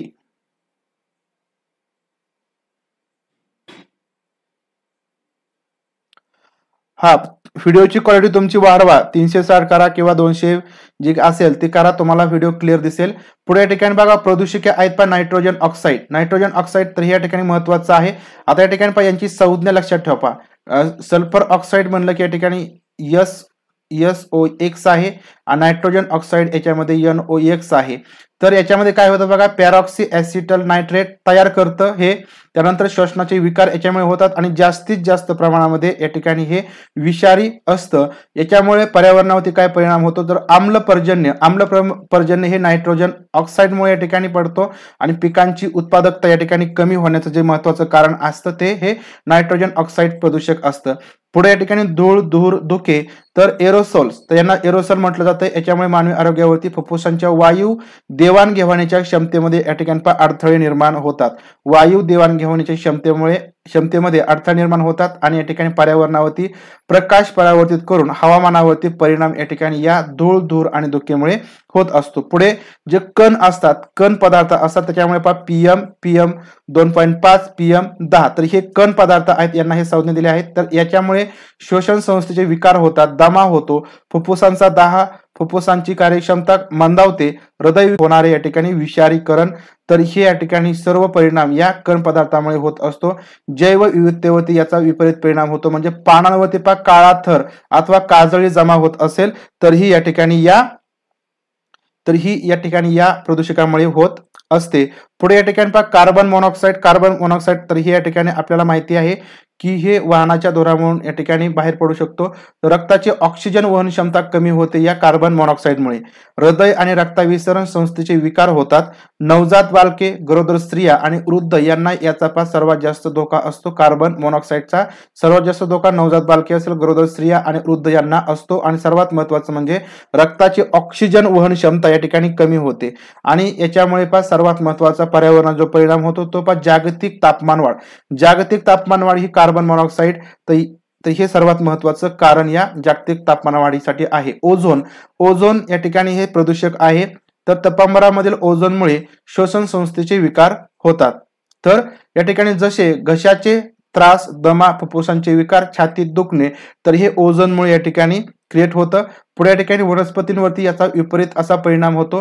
पॅरॉक्सी ऍसिटल नायट्रेट तयार करण्यास मदत करतं आणि हरितगृह वायूप्रमाणे या ठिकाणी हे कार्य करतो ओझोन. पुढे या ठिकाणी बघा शिसे, तर शिसे या ठिकाणी लीडचा काय परिणाम होतो, तर रक्ताभिसरण आणि मज्जासंस्थेवरती परिणाम होतो. रक्ताभिसरण आणि मज्जासंस्थेवरती परिणाम होतो. वाहनांच्या धुरामुळे वातावरणातील शिशाचे प्रमाण या ठिकाणी वाढतं. वाहनांच्या धुरामुळे वातावरणात जे शिसे आहे त्याचं प्रमाण वाढतं आणि ते आपल्या श्वसनावाटे जर आपल्या शरीरामध्ये गेलं तर रक्ताभिसरण आणि मज्जासंस्थेवर त्याचा परिणाम होतो. पुढे अमोनिया आहे बघा. अमोनियामुळे डोळ्यांची जळजळ होते. नाक, घसा, श्वसन मार्ग, डोळेपास जळजळणे. या ठिकाणी जर तुम्ही पुण्यामध्ये वगैरे गेला, मोठ्या सिटीमध्ये गेला, तर तुम्हाला या ठिकाणी याचा अनुभव आलेला आहे. डोळ्यांची जळजळ होते. आपला नाक, घसा, श्वसन मार्ग किंवा डोळे या ठिकाणी जळजळतात. तर हे या ठिकाणी या अमोनियामुळे होतं. दीर्घकालीन प्रभावाने अंधत्व सुद्धा येऊ शकतं. फुफ्फुसांना इजा होते आणि शेवटी या ठिकाणी मृत्यू होऊ शकतो. जलचरांवरती या ठिकाणी याचा परिणाम जास्त होतो अमोनिया या प्रदूषकाचा. तर अशा प्रकारे या ठिकाणी हे जी महत्वाची प्रदूषके मानवी आरोग्यावरती याचा काय परिणाम होतो आणि पर्यावरणावरती काय परिणाम होतो, तर हे थोडंसं लक्षात ठेवा. या ठिकाणी बघा स्लो आपल्याला घ्यायला जर म्हटलं तर पॉइंट महत्वाचे खूप पॉइंट आहेत आणि जास्त वेळ जर गेला तर या ठिकाणी तुम्हालाच परत नंतर बोर होईल असं वाटतंय. तर ठीक आहे बघा, या ठिकाणी शेती, नैसर्गिक संसाधनांचे संवर्धन, पर्यावरणाचं रक्षण इत्यादीच्या काही स्थानिक पद्धती आहेत तर त्याच्याविषयी थोडीशी आपण माहिती घेऊया. तर बघा या ठिकाणी बिश्नोई लोक, तर बिश्नोई लोकांविषयी आपण प्रश्न सुद्धा बघितलेला आहे. तर पहा खेजरी वृक्षाची, काळविटाची ते पूजा करतात. वृक्ष त्यांना अन्न, चारा आणि बांधकाम साहित्य पुरवतात. तर बघा बिश्नोई लोक या ठिकाणी जे खेजरी वृक्ष आहे त्याची पूजा आणि काळविटाची पूजा करतात आणि वृक्ष त्यांना अन्न, चारा, बांधकाम साहित्य. तर बघा या ठिकाणी याच्यावरती जर प्रश्न तुम्हाला विचारला गेला, हे काय या ठिकाणी तुम्हाला सांगतो याच्यावरती प्रश्न कसा विचारला जाईल, कारण या ठिकाणी माहिती एवढी मला गोळा करावी लागली की त्याच्यावरती प्रश्न करायला वेळ मिळाला नाही. परंतु असू द्या, तुमच्यासाठी माहिती महत्वाची आहे बघा. तर या ठिकाणी याच्यावरती जर प्रश्न विचारला गेला तर तुम्हाला प्रश्न समजा एक आपण एक्झाम्पल म्हणून सांगूया की रक्ताची ऑक्सिजन वहन क्षमता कमी होणं, तर हा जो काय परिणाम आहे तो खालीलपैकी कोणत्या प्रदूषकामुळे होतो. तर अशा प्रकारचा एक प्रश्न या ठिकाणी निर्माण होऊ शकतो. बघा रक्ताची ऑक्सिजन वहन क्षमता कमी होणे, तर हा जो काही रोग आहे किंवा जो काही परिणाम आहे तो खालीलपैकी कोणत्या प्रदूषकामुळे होतो, तर त्यावेळेस तुम्हाला यापैकी 4 प्रदूषके दिली जातील. त्यानंतर या ठिकाणी जागतिक तापमान वाढीसाठी खालीलपैकी कोणतं प्रदूषक कारणीभूत आहे, तर कार्बन मोनॉक्साईड हे एक आहे. पुढं आम्लपर्जन्य, तर हे खालीलपैकी कोणत्या प्रदूषकामुळे, आम्लपर्जन्याचा जो पाऊस आहे किंवा जो आम्लपर्जन्य आहे तर ते खालीलपैकी कोणत्या प्रदूषकामुळे घडून येतं, तर नायट्रोजन ऑक्साईड याच्यामुळे घडून येतं. तर अशा प्रकारे या ठिकाणी तुम्हाला जी वेगवेगळी प्रश्न आहेत वेगवेगळ्या माहितीवरती विचारले जाऊ शकतात. तर हे ठिकाणी थोडंसं लक्षात ठेवायचं आहे. किंवा या ठिकाणी बघा अमोनियावरती प्रश्न विचारला जाऊ शकतो की डोळ्यांची जळजळ होणे, नाक, घसा, श्वसन मार्ग, डोळे जळजळणे, तर इत्यादी जे काही परिणाम आहेत तर याचा हे जे परिणाम आहेत ते खालीलपैकी कोणत्या प्रदूषकामुळे होत असतात. तर याचं उत्तर तुमचं अमोनिया हे येणार आहे. बाकीची या ठिकाणी तुम्हाला भरपूर प्रदूषके आहेत, त्यांचे परिणाम वेगवेगळे आहेत, त्याच्यामुळे थोडंसं या ठिकाणी प्रश्न विचारले गेलेले आहेत पाठीमागं. तर हे थोडंसं असे प्रश्न तुम्हाला त्याच्यावरती विचारले जातील. आता या ठिकाणी पुढं जो महत्वाचा घटक आहे बघा देवराई, याच्यावरती बऱ्याच वेळा प्रश्न विचारला गेलेला आहे. देवराई किंवा देवराया याला म्हणतो. तर महाराष्ट्रातील वनांचे हे छोटे भाग आहेत. महाराष्ट्रातील वनांचे हे छोटे भाग म्हणून ओळखले जातात देवराई किंवा देवराया. तर ते स्थानिक लोकांनी स्थानिक देवतांच्या नावाने जतन केलेले आहे. जे काही छोटे छोटे वनांचे भाग असतात ते देवराई किंवा देवराया म्हणून स्थानिक लोकांनी जतन केले असतात. त्याचं कारण म्हणजे या ठिकाणी झाडांची किंवा वृक्षांची तोड होऊ नये म्हणून भारतातील स्थानिक लोक अबाधित जंगलांची जैवविविधता टिकवून ठेवण्यामध्ये आणि अनेक वनस्पती व प्राणी म्हणजे आदिवासींच्या देवरायांच्या संरक्षणात महत्वपूर्ण भूमिका बजावत असतात. देवराया हे नैसर्गिक जंगलाचे स्रोत असून महाराष्ट्रासह भारताच्या उत्तर, पूर्व, मध्य व द्वीपकल्पात तर यांचा समावेश होतो किंवा तर हे आढळतात. लक्षात घ्या, देवराया हे नैसर्गिक जंगलाचे स्रोत असून महाराष्ट्रासह भारताच्या उत्तर, पूर्व, मध्य आणि द्वीपकल्पात तर हे आढळून येत असतात. तर पहा बिश्नोई विषय या ठिकाणी मी तुम्हाला सांगितलेला आहे. याच्यावरती आपण एक प्रश्न सुद्धा बघितला होता व्हिडिओच्या माध्यमातून. तर बिश्नोई तर खेजरी वृक्ष, तर याच्याविषयी थोडीशी आख्यायिका म्हणता येईल किंवा या ठिकाणी जे खरं रिअलमध्ये घडलेलं आहे. त्या ठिकाणी राजा होता, राजाला त्या ठिकाणी जंगलामध्ये घर राजवाडा बांधायचा होता आणि तो त्या ठिकाणी आला. त्यावेळेस तिथल्या ज्या स्त्रिया होत्या तर त्यांनी झाडांना पण मिठी घातल्या आणि मिठी मारल्या की झाडं तोडू नये म्हणून. त्यावेळेस झाडं तोडता तोडता त्या ठिकाणी जवळजवळ 350च्या आसपास स्त्रियांचा बळी सुद्धा घेतला गेलेला होता. तर अशा प्रकारची बिश्नोईची एक घटना या ठिकाणी आहे जी पर्यावरण संरक्षणासाठीची होती. त्या ठिकाणी ज्या काही स्त्रिया होत्या महत्वाच्या तर त्यांनी त्यासाठी पुढाकार घेतलेला होता. जे जेंट्स लोक होते त्यावेळेस ते बाहेर कामासाठी गेलेले होते. अशा प्रकारची तो थोडीशी आख्यायिका आहे किंवा आपल्याला रिअल घटना घडलेली आहे. तर या ठिकाणी बघा देवरायांमध्ये सर्व मानवी क्रिया प्रक्रिया आणि हस्तक्षेपांना पण मनाई असते. म्हणजे तुम्ही त्या ठिकाणी कोणत्याही गोष्टी करू शकत नाही. म्हणजे झाडं तोडायची असतील किंवा बाकीच्या आपण ज्या काही पर्यावरणाला हानिकारक घटना आहेत किंवा क्रिया आहेत किंवा जे हस्तक्षेप आहेत ते आपण त्या ठिकाणी करू शकत नाही. अमृता बिश्नोई राजस्थानमध्ये घडलेली घटना आहे. बरोबर आहे. तर धार्मिक दृष्ट्या महत्वाचे असल्यामुळे विशिष्ट स्थानिक समुदायाद्वारे संरक्षित केलेले आहेत. आता या ठिकाणी प्रश्नामध्ये तुम्हाला आलेलं होतं की ते एक असं म्हणूया की एक फिरण्याचं जे क्षेत्र आहे ते आहे का, तर नाही. त्या ठिकाणी कोणत्याही प्रकारचे जे फिरण्याचं त्याला काय म्हणतात तर ते नाही. तर लक्षात घ्या. त्याच्यामुळे फक्त ते धार्मिक दृष्ट्या महत्वाचं असं स्थळ आहे आणि ते स्थानिक समुदायांद्वारे ते संरक्षित केलेलं आहे. अनेक क्षेत्रातील जैवविविधता संवर्धनासाठी आनुवंशिक संग्रह जीन बँक म्हणून देवराई महत्वाची भूमिका बजावत असतात. लक्षात घ्या. या ठिकाणी अनेक क्षेत्रातील जैवविविधता संवर्धनासाठी आनुवंशिक संग्रह म्हणून देवराया महत्वाची भूमिका बजावत असतात. त्या ठिकाणी चांगल्या चांगल्या प्रकारचे जे किंवा दुर्मिळ जे वृक्ष आहेत तर ती त्या ठिकाणी जतन करून ठेवलेले असतात. काही देवरायांमधील ओढे तलाव स्थानिकांना पाणी पुरवठा करत असतात. त्याच वेळी त्या परिसरामध्ये भूजल पुनर्भरण करण्याचं सुद्धा काम तर हे करत असतात. अशा प्रकारे या ठिकाणी ही जी काही देवराई आहे किंवा देवराया आहेत याच्याविषयी माहिती आहे. पुढे या ठिकाणी बघा या देवराया जैवविविधतेचे आश्रयस्थान समजल्या जातात. जैवविविधता असते. जैवविविधता म्हणजे काय, जे काय दुर्मिळ वनस्पती वगैरे असतील किंवा प्राणी वगैरे असतील तर त्यांचा या ठिकाणी आश्रयस्थान म्हणून या ठिकाणी या देवराया समजल्या जातात. ज्या अनेक प्रादेशिक वनस्पती आणि प्राण्यांच्या प्रजातींना या ठिकाणी आधार देत असतात. कारण या ठिकाणी जर लोकांना हस्तक्षेप नसेल म्हणजे लोक त्या ठिकाणी जात नसतील, वृक्षतोड होत नसेल त्या ठिकाणी त्या वनस्पती जास्तीत जास्त टिकल्या जातील आणि जे प्राणी आहेत त्यांना सुद्धा कोणत्या प्रकारचा धोका त्या ठिकाणी निर्माण होत नाही. एक महत्वाचं आहे बघा या ठिकाणी बीज बचाव आंदोलन म्हणजे बी वाचवा आंदोलन. तर हे या ठिकाणी एक महत्वाचं आहे. त्याच्याविषयी एक माहिती की ही चळवळ हिमालयाच्या पायथ्याशी सुरू झाली होती. 1990 मध्ये हिमालयाच्या पायथ्याशी झाली होती. तर गढवाल मध्ये या ठिकाणी जे गाव आहे गढवाल, तर गढवाल या गावामध्ये ही बीज बचाव आंदोलन. आता बीज बचाव आंदोलन म्हणजे काय, तर त्या ठिकाणी म्हणूया आपण जे काही पारंपरिक पिकं होती पारंपरिक पिकांऐवजी फक्त 1-2च पिकं घेतली जात होती आणि त्याच्यामुळे या ठिकाणी पारंपरिक पिकाला धोका निर्माण होईल अशा प्रकारची परिस्थिती निर्माण झाली होती.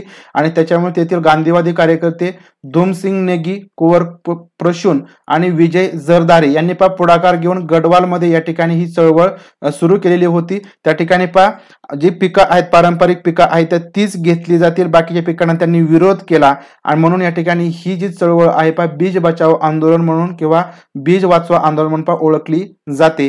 ज्या चळवळीने शेकडो प्रकारच्या स्थानिक वाणांच्या तांदळाच्या जाती असतील, राजमा, डाळी, बाजरी, भाजी, मसाले आणि औषधी वनस्पतींचं या ठिकाणी संवर्धन केलेलं आहे. या ठिकाणी बघा जी काही आपण या ठिकाणी त्याची माहिती तुम्हाला पुढे पाहायला मिळेल. जे काही या ठिकाणी महत्वाच्या वनस्पती आहेत तर त्या या ठिकाणी वाचवण्याचं संवर्धन करण्याचं काम तर या ठिकाणी बीज वाचवा किंवा बी वाचवा आंदोलनाने केलेलं आहे.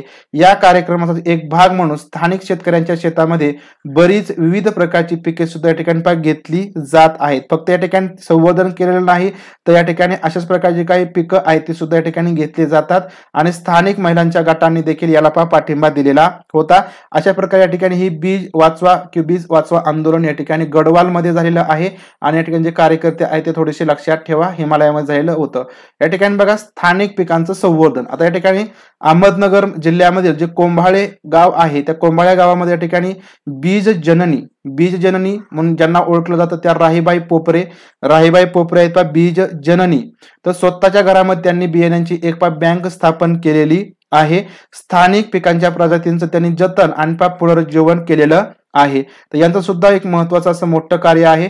शेतकऱ्यांकडील 43 प्रकारच्या देशी वाणांचं जतन आणि त्यांनी प्रसार केलेला आहे. फक्त जतनच केलं नाही तर त्या ठिकाणी त्यांनी लोकांना सुद्धा वाटलेले आहे, त्यांचा प्रसार सुद्धा केलेला आहे, ज्याच्यामध्ये त्यांनी जास्तीत जास्त भात, घेवडा, भरड धान्य, डाळी, तेलबिया अशा एकूण 17 पिकांचा समावेश त्याच्यामध्ये त्यांच्या बँकमध्ये केलेला आहे आणि त्यांना पद्मश्री पुरस्काराने सुद्धा सन्मानित केलेलं आहे.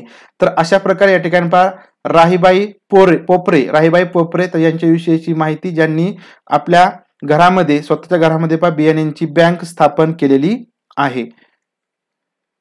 आता या ठिकाणी बघा भारतामधील जलसंवर्धनाच्या पारंपरिक पद्धती कोणत्या? जलसंवर्धनाच्या पाणी साठवण्याच्या पारंपरिक पद्धती भारतामधील कोणत्या? तर या ठिकाणी बघा जोहाड. तर जोहाड या ठिकाणी जोहाड म्हणजे मातीची बंधारे तर राजस्थानमध्ये असतात, त्यांना जोहाड असं या नावाने ओळखलं जातं. पुढे या ठिकाणी बघा राजस्थानमध्ये दुसरा प्रकार आहे कुंड हा एक प्रकार आहे जो या ठिकाणी जमिनीखालील आच्छादित तलाव म्हणून ओळखला जातो. म्हणजे जमिनीखाली तो आच्छादित झाकलेला एक तलाव असतो, त्याला कुंड म्हणून ओळखलं जातं, त्याचं कुंड नाव, आणि जे या ठिकाणी राजस्थानमध्ये आहेत. पुढे या ठिकाणी खादीन. तर खादीन हे या ठिकाणी गुजरातमध्ये आहे.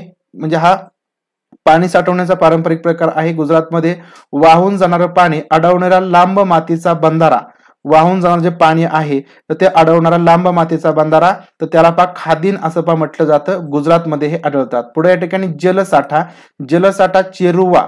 तर चेरुवा या नावाने ओळखला जातो. हे आंध्र प्रदेशमध्ये आहेत बघा, आंध्र प्रदेशमध्ये. आता डोंग म्हणून या ठिकाणी हा प्रकार आहे, तो बोडो आदिवासींची तळी आहेत. तर हे आसाममध्ये आहेत, राज्य आसाम आहे. पुढे या ठिकाणी केरे हा एक प्रकार आहे, ते पाझर तलाव म्हणून या ठिकाणी त्याचं वर्ण म्हणजे पाझर तलावासारखे असतात ते, हे कर्नाटकमध्ये आहेत. केरे म्हणून त्यांना ओळखलं जातं. पुढे या ठिकाणी फुकुअर बिल किंवा रवाल, तर ही तळी या प्रकारचे असतात आणि पश्चिम बंगालमध्ये या ठिकाणी हे असतात. पोपेरे, ठीक आहे, पण माझ्याकडून मिस्टेक थोडीशी झाली असेल, पोपरे मी त्या ठिकाणी घेतलेला आहे. तर या ठिकाणी कुंड, तर महाराष्ट्रामधील या ठिकाणी कुंड म्हणून ओळखले जाते. तर मंदिरामधील जे काही टाके असतात, मंदिरातील टाके, तर या ठिकाणी महाराष्ट्रामध्ये असतात बघा. महाराष्ट्रामध्ये थोडंसं लक्षात ठेवा, मंदिरातील टाके हे पारंपरिक या ठिकाणी आपले पाणी किंवा जलसंवर्धनाची पद्धती आहेत बघा. जलसंवर्धनाची पद्धती प्रत्येक राज्यवाईज आहेत, त्या महाराष्ट्रामध्ये लक्षात ठेवा आणि बाकीचे थोडेसे पण लक्षात ठेवा. पुढे या ठिकाणी बघा 2018 मध्ये सर्वाधिक लोकसंख्या असलेले देश पहा. याच्यामध्ये पहिला क्रमांक चीनचा येतो, 142.8 कोटी चीनची लोकसंख्या आहे 2018 पर्यंत.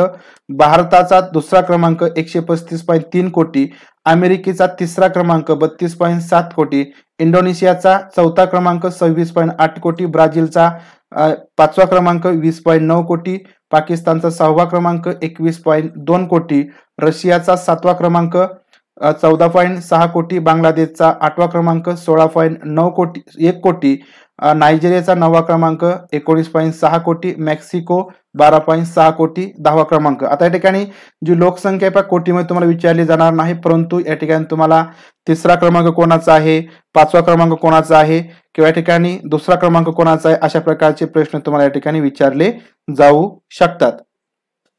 त्याच्यामुळे या ठिकाणी ही माहिती एक महत्वाची होती, म्हणून महत्वाची माहिती तुमच्यासाठी.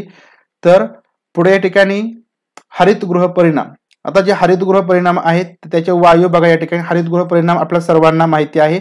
तर हरितगृह परिणाम किंवा हरितगृहाचे वायू जे आहे ते कार्बन डायऑक्साईड, तर हा हरितगृह वायू आहे. मिथेन, नायट्रस ऑक्साईड आणि सल्फर ऑक्साईड, तर हे हरितगृह वायू आहेत. तर या वायूमुळे काय होतं, तर हे हरितगृहाच्या काचेसारखे काम करतात. म्हणजे पृथ्वीच्या पृष्ठभागावर शोषून घेतलेली उष्णता ते कायम ठेवतात आणि त्याच्यामुळे या ठिकाणी काय होतं, ती अंतरामध्ये जाण्यापासून ती अडवतात आणि त्याच्यामुळे तापमानामध्ये उष्णता अडवल्या जाण्याच्या या प्रक्रियेला हरितगृह परिणाम असं म्हटलं जातं. आणि त्याच्यामुळे पृथ्वीचं जे उष्णता आहे किंवा जे वातावरण आहे त्या ठिकाणी उष्णता कायम राखण्यामध्ये मदत होते. याला या ठिकाणी हरितगृह वायू किंवा हरितगृह परिणाम असं म्हटलं जातं. हे हरितगृहाचे वायू लक्षात ठेवा: carbon dioxide, methane, nitrous oxide आणि सल्फर ऑक्साईड. कोणती जमात कोणत्या भागामध्ये आढळते तर ते सुद्धा आपण घेणार आहोत. सर स्लो घ्या, काही समजत नाही. ठीक आहे, आपण स्लो घेऊया.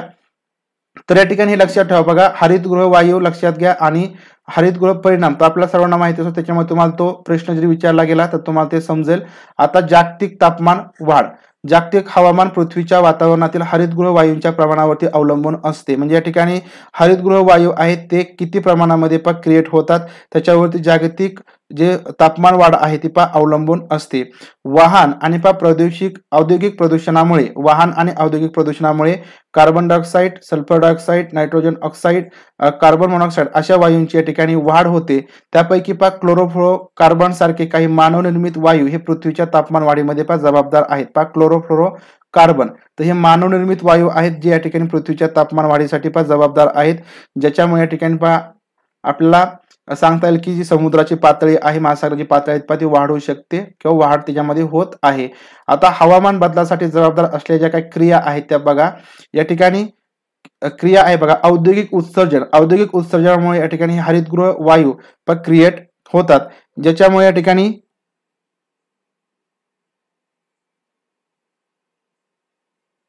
खनिजे जे आपण महत्वाचे आहेत वा परीक्षेमध्ये विचारले गेलेले आहेत ते आपण घेणार आहोत. घेतोय आपण थोडे आपण घेतोय. एकाच वेळेस सगळे आपल्याला घेता येत नाहीत. बघा या ठिकाणी nitrogen oxide, carbon monoxide, carbon dioxide, sulphur oxide.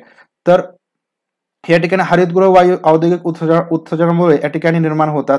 वाहन उत्सर्जनामुळे या ठिकाणी carbon monoxide, carbon dioxide, sulphur oxide निर्माण होतात. जीवाश्म इंधनामुळे कार्बन मोनॉक्साईड, कार्बन डायऑक्साईड, हरितगृह वायू निर्माण होतात. पुढं या ठिकाणी सेन असेल, रवंत करणारे जनावरे आणि भात शेती याच्यामधून मिथेन, त्यानंतर सांडपाणी आणि लँडफिल याच्यामुळे बघा मिथेन हरितगृह जो वायू आहे तो या ठिकाणी उत्सर्जित होतो.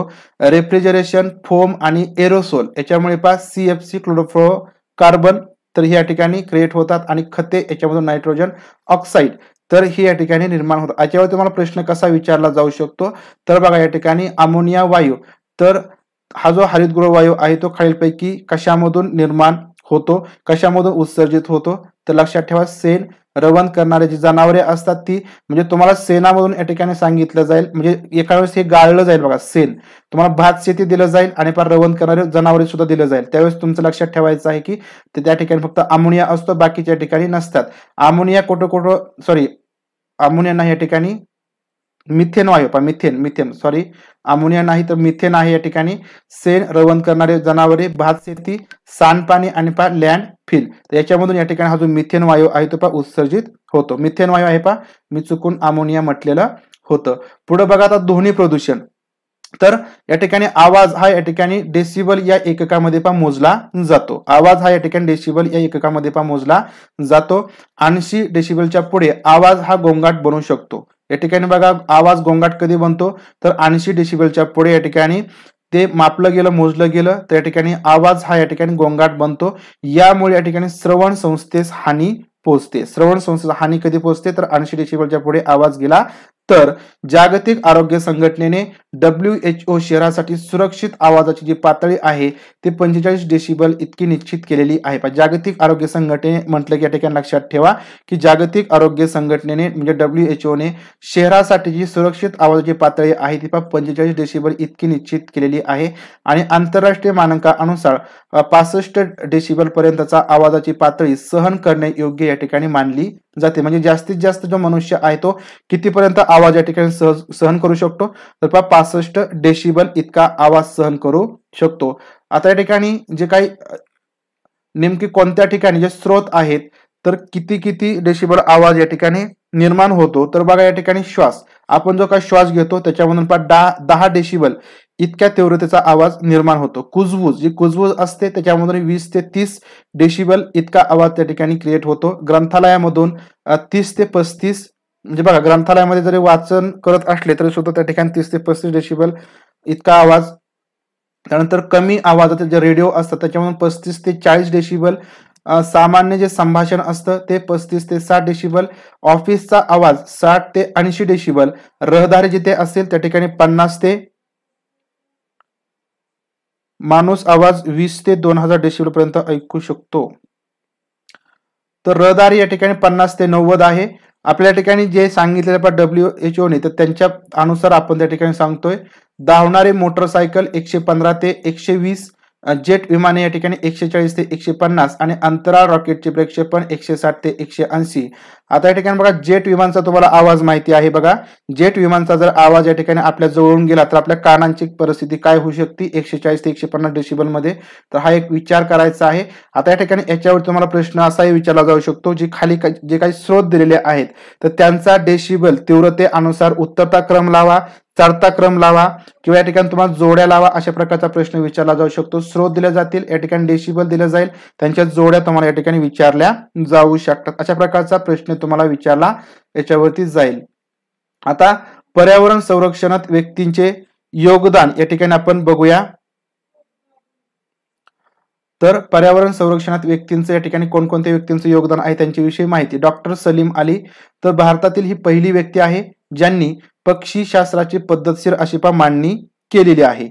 भारताचे ते पक्षीप्रेमी म्हणून ओळखले जातात. सलीम अली विषयी आपल्याला धडा सुद्धा होता, त्याच्यामुळे त्यांच्याविषयी माहिती आपल्याला माहिती आहे बऱ्यापैकी.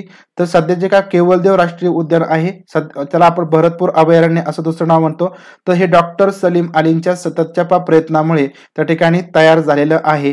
कारण केरळमध्ये स्थानिक सरकार सायलेंट व्हॅली राष्ट्रीय उद्यानाच्या सीमेत जलविद्युत प्रकल्प बांधण्याचा बेत आखत होते. तर त्यावेळेस त्यांनी सायलेंट व्हॅली वाचवण्यासाठी प्रयत्न केले आहेत. म्हणजे सायलेंट व्हॅली याच्याशी कोणाचा संबंध येतो तर या ठिकाणी सलीम अली यांच्याशी येतो. कारण त्या ठिकाणी केरळचं जे स्थानिक सरकार आहे ते राष्ट्रीय उद्यान या ठिकाणी सीमेत जलविद्युत प्रकल्प बांधण्याच्या या ठिकाणी त्यांचं नियोजन होतं, परंतु त्यांनी या ठिकाणी सायलेंट व्हॅली बांधण्यासाठी किंवा त्या ठिकाणी सायलेंट व्हॅली वाचवण्यासाठी प्रयत्न केलेले आहे. जलविद्युत प्रकल्प त्यांनी बांधू दिला नाही. तर विणकर पक्ष्यांवर त्यांनी संशोधन केलं. आता पक्षीप्रेमी आहेत म्हणून सर्वात जास्त त्यांनी विणकर जे पक्षी आहेत पक्षी त्याच्यावरती संशोधन केलं आहे. त्यांच्या आदिवासाचं निरीक्षण तर त्यांचं सर्वोत्कृष्ट आहे. जे विणकर पक्षी आहेत ते कशा प्रकारे राहतात, कुठे राहतात, त्यांचा आदिवास काय आहे, तर यासाठी या ठिकाणी त्यांचं निरीक्षण सर्वोत्कृष्ट आहे. ब्रिटिश ऑर्निथॉलॉजी युनियनने 1967 साली सुवर्ण पदक हे देऊन त्यांचा सन्मान केला. ते पहिले भारतीय सुवर्ण पदक मिळवणारे आहेत. जे पॉल वन्यजीव संवर्धन पुरस्कार त्यांना मिळालेला आहे. तर अशा प्रकारे या ठिकाणी सलीम अली तर यांच्याविषयी हा माहिती या ठिकाणी लक्षात ठेवा. तर ही माहिती आहे, याच्यावरती तुम्हाला प्रश्न विचारले तर आपण तीच माहिती घेतोय. एम सी मेहता तर 1984 पासून भारतातील पर्यावरणावरती काम करणारे पर्यावरण तज्ज्ञ आणि सुप्रसिद्ध असे कायदे तज्ज्ञ म्हणून MC मेहता यांची ओळख आहे. पुढं पर्यावरण संवर्धनासाठी जनहित याचिका त्यांनी कोर्टात दाखल केली होती. पर्यावरण संवर्धनासाठी जी जनहित याचिका कोणी MC मेहता यांनी दाखल केल्या आहेत. खूप याचिका दाखल केलेल्या आहेत. पुढे या ठिकाणी अनेक लवादांपैकी बरोबर आहे या ठिकाणी 2000 डेसिबल असं कोणीही आवाज ऐकू शकत नाही. मी तुम्हाला ते सांगितलं की जेट विमानाचा जर आवाज तीव्रता 150 ते आपण म्हणूया 140 डेसिबल असेल, त्याचा आवाज आपल्या डोक्यावरून जात असताना म्हणजे साधं विमान जरी गेलं तर आपली परिस्थिती काय होती, जेट विमान जर जवळून गेलं तर आपली परिस्थिती काय होईल, आणि 2000 डेसिबल असेल तर कानाचे पडदे राहतील का, तर या ठिकाणी विचार करण्याची गोष्ट आहे. त्याच्यामुळे मनुष्य जे काय त्या ठिकाणी आपल्याला दिलेलं आहे तर तेवढीच या ठिकाणी कॅपॅसिटीच्या पुढे जर गेलं तर तुम्हाला कुठले तरी आजार कानाचे होऊ शकतात. तर एवढंच या ठिकाणी म्हणणं आहे. पुढे या ठिकाणी अनेक लवादांपैकी सुप्रीम कोर्टात जिंकलेले सुप्रसिद्ध लवाद या ठिकाणी आहेत. म्हणजे जे काय त्यांनी केशी वगैरे दाखल केल्या होत्या कोर्टामध्ये, जनहित याचिका दाखल केल्या होत्या, त्याच्यामधले या ठिकाणी त्यांचे लवाद बघा. ताजमहालचे संरक्षण याविषयी त्यांची याचिका होती. गंगा नदीचं शुद्धीकरण, किनारी प्रदेशामध्ये कोळंबी मासेमारीवरती त्यांनी बंदी, शालेय आणि महाविद्यालयीन स्तरावरती पर्यावरण शिक्षण सक्तीचं करण्यासाठी त्यांनी या ठिकाणी ज्या केसेस आहेत किंवा या ठिकाणी याचिका आहेत दाखल केलेल्या होत्या. तर हे लवाद या ठिकाणी त्यांच्या लक्षात ठेवायचे आहेत. यासारख्या अनेक पर्यावरण संरक्षण विषयक मुद्द्यांचा त्यांचा समावेश येतो. याच्यामध्ये येत असतो पर्यावरणाविषयी हे MC मेहता यांचं कार्य या ठिकाणी खूप मोठं आहे. तर या ठिकाणी 11वी आणि 12वी विषयाचा पर्यावरण हा विषय आहे. त्याच्यामध्ये तुम्हाला ही सगळी माहिती मिळून जाईल. काही राष्ट्रीय मुद्दे त्यांनी मांडलेले आहेत, ज्याच्यामध्ये जल प्रदूषण असेल, हवा प्रदूषण, वाहनांचं प्रदूषण, किनाऱ्याचे संवर्धन आणि मोठे कारखाने हे शहरी भागातून हलवण्यासाठीचे प्रयत्न तर त्यांनी या ठिकाणी केलेले आहेत आपल्या कारकिर्दीमध्ये, आपल्या कामगिरीमधून. आणि जास्तीत जास्त एकट्याने बघा 40 पेक्षा जास्त लवादे हे प्रदूषण करणाऱ्यांविरुद्ध त्यांनी लढवलेले आहेत. म्हणजे ज्यांनी प्रदूषण केलं तर त्यांच्या विरुद्ध 40 पेक्षा जास्त लवादे किंवा ठिकाणच्या याचिका आहेत त्यांनी दाखल करून लढवलेले आहेत. असे हे या ठिकाणी SC मेहता हे आहेत. पुढे या ठिकाणी सुंदरलाल बहुगुणा. तर सुंदरलाल बहुगुणा यांच्यावर सुद्धा प्रश्न विचारला गेला होता. तर चिपको आंदोलन यांनी पण सुरू केलेलं आहे. लोकसहभागातून जंगलाच्या संवर्धनासाठी केलेला प्रयत्न या ठिकाणी त्यांचा मानला जातो. त्याच्यानंतर त्या तेहरी धरण थांबवण्यासाठी त्यांनी काम केलेलं आहे. तेहरीचे धरण या ठिकाणी थांबवण्यासाठी काम केलेलं आहे. भूकंप प्रवण क्षेत्र असल्यामुळे त्यांचे हे प्रयत्न कायम स्मरणात राहतील. या ठिकाणी जे तेहरी धरण आहे तर त्याच्यामध्ये या ठिकाणी भूकंप प्रवण क्षेत्र होतं आणि त्या ठिकाणी जर ते धरण बांधलं गेलं असतं आणि जर कधी भूकंप झाला असता आणि धरण फुटला असतं तर पाठीमागे मोठ्या प्रमाणामध्ये जे गावं वगैरे आहेत पाण्याखाली गेले असती. त्याच्यामुळे त्या भूकंप प्रवण क्षेत्रामधील धरण बांधकाम या ठिकाणी थांबवण्यामध्ये यांचं मोलाचं असं काम सुंदरलाल बहुगुणा यांचं आहे. चिपको आंदोलनाविषयी या ठिकाणी यांचं महत्वाचं मोलाचं काम आहे, हे थोडंसं लक्षात ठेवा. पुढे डॉक्टर MS स्वामीनाथन हरित क्रांतीचे जनक म्हणून यांना ओळखलं जातं. पुढे भारताच्या आघाडीचे ते शेतीचे तज्ज्ञ आहेत. शेतकी तसेच नैसर्गिक जैवविविधतेची जपणूक करण्यासाठी त्यांचं मोलाचं असं योगदान आहे. चेन्नई येथे डॉक्टर MS स्वामीनाथन संशोधन केंद्राची स्थापना यांनी केलेली आहे. केंद्राद्वारे त्यांनी प्रामुख्याने जैवविविधतेचं रक्षण करण्यासंबंधी अनेक संशोधन केलेली आहेत. जैवविविधता कशा प्रकारे रक्षण करायचं त्यांचं या संबंधी संशोधन करण्यासाठी डॉक्टर MS स्वामीनाथन यांनी तर ही जे काही संशोधन केंद्र आहे याची स्थापना केली आहे चेन्नईमध्ये डॉक्टर MS स्वामीनाथन संशोधन केंद्र. तर अशा प्रकारे या ठिकाणी ही आपल्याला माहिती जी व्यक्ती आहेत महत्वाचे त्यांच्याविषयी माहिती याच्याविषयी प्रश्न विचारले गेले, त्याचे प्रश्नांची उत्तर तुम्हाला देता येतील. पुढे सर्वात महत्वाचा घटक बघा परिसंस्थेची रचना आणि कार्य. या ठिकाणी परिसंस्थेची रचना आणि कार्य. लवादे म्हणजे या ठिकाणी याचिका किंवा या ठिकाणी केसेस म्हणूया आपण, लवादे वाद म्हणूया आपण. तर परिसंस्थेची रचना आणि कार्य. आता परिसंस्था म्हणजे आपल्याला माहिती बघा निसर्ग असेल, लवादे मीन्स केसेस. आता याच्यामध्ये बघा जलीय परिसंस्था असतात. आपण सगळी माहिती बघणार आहोत परिसंस्थेची. तर जलीय परिसंस्था कोणकोणत्या आहेत तर तुम्हाला प्रश्न विचारला जाऊ शकतो जलीय परिसंस्था खालीलपैकी कोणत्या आहेत किंवा खालीलपैकी कोणती भूपृष्ठीय परिसंस्था नाही. जलीय म्हणजे या ठिकाणी म्हणूया आपण पाण्यातील, तर त्याच्यामध्ये सरोवर येईल, तळे, नदी, खाडी, महासागर हे जलीय परिसंस्थेमध्ये येतं. भूपृष्ठीय परिसंस्थेमध्ये काय येणार गवताळ प्रदेश येथील शेते, वने आणि वाळवंट यांचा समावेश भूपृष्ठीय परिसंस्थेमध्ये येतो. पुढे परिसंस्थेची काय रचना आहे त्या रचनेचे दोन प्रकार आहेत. जी परिसंस्था आहे परिसंस्थेच्या रचनेचे 2 प्रकार आहेत. याच्यावरती जास्त डीप मध्ये प्रश्न विचारला जात नाही, फक्त हे जे काय मुद्दे आहेत फक्त मुद्दे लक्षात ठेवा. याच्यावरती फक्त तुम्हाला लाईटली प्रश्न येतो. याच्यामध्ये परिसंस्थेच्या रचनेमध्ये अजैविक घटक आणि जैविक घटक तर हे 2 घटक येतात. अजैविक घटक बघूया आता बघा. अजैविक घटक म्हणजे निर्जीव. अजैविक घटकामध्ये निर्जीव घटक येतात. त्याच्यामध्ये भौतिक घटक. याच्यामध्ये अजून 3 प्रकार आहेत. अजैविक घटकामध्ये 3 प्रकार आहेत. आता बघा भौतिक घटक. भौतिक घटकामध्ये सूर्यप्रकाश, तापमान, पर्जन्यमान, हवेतील आर्द्रता आणि वातावरणीय दाब तर हे भौतिक घटक या अजैविक घटकामध्ये येतात. आता हे जे काही घटक आहेत तर हे घटकांचं काम काय असतं तर परिसंस्थेतील सजीवांच्या जीवनाला आधार देणं आणि सजीवांची संख्या देखील मर्यादित ठेवणे. तर हे या ठिकाणी या भौतिक घटकाचं काम आहे. बघा सूर्यप्रकाश नसेल तर या ठिकाणी बघा सजीवांना कोणत्याच प्रकारचा आधार मिळणार नाही, म्हणजे सूर्यप्रकाश असेल बघा, तापमान महत्वाचं आहे, पर्जन्यमान महत्वाचं आहे, हवेतील आर्द्रता महत्वाची आहे, वातावरणातील दाब महत्वाचा आहे. म्हणजे या सर्व घटकांचे ही काही सर्व भौतिक घटक आहेत, हे सर्व भौतिक घटक या ठिकाणी आपल्याला सजीवांच्या जीवनाला आधार देत असतात आणि सजीवांची संख्या सुद्धा या ठिकाणी मर्यादित ठेवण्याचे जे काम आहे ते कोणाचं, या भौतिक घटकांचं आहे. भौतिक घटकामध्ये उपघटक लक्षात ठेवायचे आहेत, कोणकोणते घटक येतात ते लक्षात ठेवा. पुढे या ठिकाणी असेंद्रिय पदार्थ.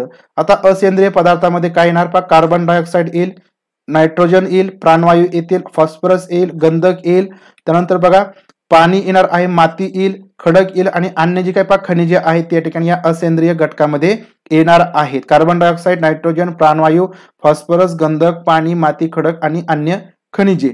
पुढं सेंद्रिय, पुढे या ठिकाणी सेंद्रिय संयुगे. आता बघा असेंद्रिय बघितले आपण वरती, खाली या ठिकाणी सेंद्रिय संयुगे कोणकोणती आहेत, तर कार्बोहायड्रेट, प्रथिने, स्निग्ध पदार्थ. तर हे सजीवांच्या जडणघडणीचे या ठिकाणी मूल आधार मानले जातात. म्हणजे सजीवांच्या जडणघडणीमध्ये या ठिकाणी कोणाचा महत्वाचा वाटा आहे, तर पहा सेंद्रिय संयुगांचा असतो, ज्याच्यामध्ये कार्बोहायड्रेट, प्रथिने, स्निग्ध पदार्थ तर यांचा मूळ आधार असतो, मूळ आधार आहे या ठिकाणी. तर ते सजीव आणि निर्जीव घटकांना एकत्र बांधून ठेवण्याचं काम करतात. जे सजीव घटक आहेत, जे निर्जीव घटक आहेत त्यांना एकत्र बांधण्याचं काम कोण करतं, तर ही सेंद्रिय संयुगे करत असतात. आता याच्यावरती प्रश्न कसा विचारला जाऊ शकतो, तर बघा या ठिकाणी तुम्हाला जे आपण सेंद्रिय संयुगे सांगितली, असेंद्रिय संयुगे सांगितली, वरती अजैविक घटक सांगितले, तर हेच घटक तुम्ही लक्षात ठेवायचे. तुम्हाला याच्यामध्ये विचारला जाऊ शकतो की परिसंस्थेय घटकेमध्ये किंवा जे जैविक घटक आहेत, जैविक घटकामध्ये कोणाकोणाचा किंवा अजैविक घटक बघितले आपण, तर अजैविक घटकामध्ये खालीलपैकी कशाचा समावेश होतो, किंवा त्याच्यामध्ये तुम्हाला उपघटक विचारलं जाईल की भौतिक घटकामध्ये कोणकोणत्या घटकांचा समावेश होतो. मग त्याच्यामध्ये तुम्हाला या ठिकाणी सांगता आलं पाहिजे पहा भौतिक घटक कोणते, त्यानंतर सेंद्रिय घटक कोणते आणि असेंद्रिय घटक कोणते, तर हे तुमच्या लक्षात आला पाहिजे. पुढे या ठिकाणी आता जैविक घटक बघूया पहा. जैविक घटक म्हणजे पहा सजीव. आता याच्यामध्ये पहा उत्पादक म्हणजे वनस्पती आहेत, त्या सर्व जैविक घटकामध्ये येतात. तर त्याच्यामध्ये सर्वात महत्वाचं म्हणजे हरित वनस्पती, ज्या स्वयंपोषी असतात. आता वनस्पतींना या ठिकाणी भक्षक म्हणजे प्राणी आहेत ते प्राणी खातात, ते परपोषी असतात. वनस्पतीवर जेवढे अवलंबून ते पहा परपोषी. पुढे या ठिकाणी आता जे जैविक घटक आहेत पहा, जैविक घटक आहेत त्यांच्या या ठिकाणी अन्न प्राधान्यानुसार म्हणजे नेमकं ते अन्न कशा प्रकारे मिळवतात, तर या प्राधान्यानुसार 3 प्रकार पाडले जातात, जे आपल्याला पुढे या ठिकाणी अन्न साखळीकडे घेऊन जातं. तर अन्न साखळी या ठिकाणी आपल्याला पुढे बघायची आहे, त्याच्यामुळे तुम्हाला ही थोडीशी माहिती देतोय, तर ही माहिती सुद्धा महत्वाची आहे. आता याच्यामध्ये बघा प्रथम भक्षक, या ठिकाणी जे शाकाहारी आहेत त्या प्रथम भक्षक हा एक गट होतो याच्यामध्ये. तर वनस्पती खाऊन जगणारे, तर लक्षात घ्या शाकाहारी प्रथम भक्षक कोण, तर वनस्पती खाऊन जगणारे किंवा जगतात तर त्यांना शाकाहारी प्रथम भक्षक म्हणतात. याच्यामध्ये गाय, हरिण, ससा, तर हे या ठिकाणी आणि बाकीचे जे काय असतील फक्त शाकाहारी असतील, म्हणजे शाकाहारी म्हणजे किंवा गवत वगैरे खाऊन जगणारे असतात, तर त्यांना या ठिकाणी शाकाहारी प्रथम भक्षक असं म्हटलं जातं. पुढे या ठिकाणी दुसरा प्रकार आहे पहा मांसाहारी भक्षक. मांसाहारी भक्षक मध्ये याच्यामध्ये इतर प्राण्यांना खाऊन, म्हणजे या ठिकाणी आपण म्हणूया जे वरचे काही शाकाहारी प्राणी आहेत त्यांना खाऊन जगणारे म्हणजे या ठिकाणी मांसाहारी भक्षक. याच्यामध्ये सिंह, कुत्रा, मांजर तर यांचा समावेश आपण म्हणूया पहा मांसाहारी भक्षकामध्ये येतो. दुसरा प्रकार झाला. तिसरा प्रकार या ठिकाणी मिश्रहारी भक्षक. या ठिकाणी सजीव, वनस्पती आणि प्राणी या दोघांना सुद्धा या ठिकाणी खाऊन हे भक्षक जगतात, ज्याच्यामध्ये माणसाचा, डुक्कर आणि कावळा म्हणजे बाकीचे सुद्धा येतील. या ठिकाणी जे वनस्पती खाऊन जगतात आणि या ठिकाणी प्राण्यांचं मांस खाऊन जगतात. म्हणजे या ठिकाणी फक्त आपण एक उदाहरण दाखल दिलेलं आहे, म्हणजे माणूस या ठिकाणी मिश्रहारी भक्षक येतो. तर अशा प्रकारे या ठिकाणी हे जैविक घटक आणि त्याच्यामध्ये अन्न प्राधान्यानुसार यांच्या ठिकाणी जे 3 प्रकार आहेत ते या ठिकाणी लक्षात ठेवायचे आहेत. पुढं या ठिकाणी बघा विघटक, मृतोपजीवी. आता तिसरा प्रकार असतो या ठिकाणी विघटक, मृतोपजीवी. तर याच्यामध्ये बघा विघटक तुम्ही प्रश्नामध्ये वाचलेला आहे पहा विघटक, त्यांनाच पहा मृतोपजीवी असं पहा म्हटलं जातं. तर हा तिसरा प्रकार आहे. तर याच्यामध्ये विघटक जीव हे सजीव प्राणी आणि वनस्पतींच्या मृत्यूनंतर त्यांच्या शरीरातील मूलद्रव्य संयुगे यांचं विघटन करतात आणि त्याच्यावरती ते या ठिकाणी आपण म्हणूया पहा जगतात. तर त्यांना विघटक किंवा मृतोपजीवी असं पण म्हटलं जातं. म्हणजे मेलेल्या प्राण्यावरती जगणारा त्याला या ठिकाणी विघटक किंवा मृतोपजीवी असं म्हणतात. तर त्या प्राण्यांचं या ठिकाणी ते विघटन करतात आणि त्यांच्या शरीरातील मूलद्रव्याचे संयुगांचं ते विघटन करून मातीमध्ये त्यांना ते सोडतात. तर हे प्रामुख्याने याच्यामध्ये कणाचा समावेश होतो. तर पहा सूक्ष्मजीव आणि जे कवके आहेत, सूक्ष्मजीव आणि कवके, तर ही विघटक आणि मृतोपजीवी याच्यामध्ये यांचा समावेश होतो.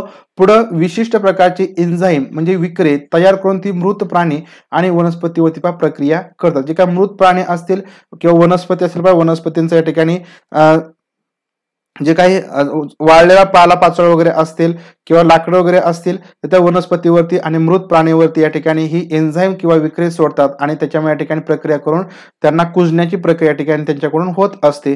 पोषक तत्वांचं चक्रीकरण करण्यात ते महत्वाची भूमिका बजावतात. जे पोषक तत्वे असतात म्हणजे या ठिकाणी बघा, जर वनस्पती आणि या ठिकाणी काय झालं तर जे प्राणी आहेत ते मृत पावले तर त्यांच्या शरीराच्या ठिकाणी विघटन करणार आहेत. हे विघटन करून त्यामुळे त्यांचं खतामध्ये रूपांतर होईल आणि पुढे या ठिकाणी परत वनस्पतींना त्यांच्या या ठिकाणी पोषक तत्व म्हणून या ठिकाणी त्यांना लाभ होईल. वनस्पती या ठिकाणी जोमाने वाढतील, त्यांना जे काही घटक लागतील ते या ठिकाणी याच्यामधून मिळतील आणि पुढे या ठिकाणी जी प्रक्रिया असते तर ती या ठिकाणी चालणार आहे. म्हणजे या ठिकाणी काही पोषक तत्वांचं चक्रीकरण करण्यामध्ये या ठिकाणी या विघटकांचं किंवा मृतोपजीवी यांचं या ठिकाणी मोलाचं महत्व किंवा मोलाची कामगिरी असते. आता जी परिसंस्था असते त्या परिसंस्थेचं कार्य काय असतं तर अन्न साखळीद्वारे ऊर्जा वहन करणं. जे अन्न साखळी आहे त्या अन्न साखळीद्वारे जी ऊर्जा आहे त्या ऊर्जेचं वहन करणं तर या परिसंस्थेचं महत्वाचं काम आहे. त्या ठिकाणी थोडेच टॉपिक आहेत, महत्वाचे टॉपिक आहेत, 2 ते 3 टॉपिक फक्त राहिलेले आहेत. पुढं पोषण मूल्यांचं चक्रीकरण म्हणजेच या ठिकाणी जैव भू रासायनिक चक्रे या ठिकाणी निर्मिती करण्याचं काम परिसंस्थेचं आहे. त्यानंतर परिसंस्थीकीय उन्नत अनुक्रम म्हणजे परिसंस्थेचा विकास करणं. या ठिकाणी बघा परिसंस्थेचं महत्वाचं काम आहे परिसंस्थीकीय उन्नत अनुक्रम किंवा परिसंस्थेचा विकास करण्याचं काम या ठिकाणी या परिसंस्थेचं आहे. तर ही 3 कामं या परिसंस्थेची आहेत. आता परिसंस्थेचे प्रकार.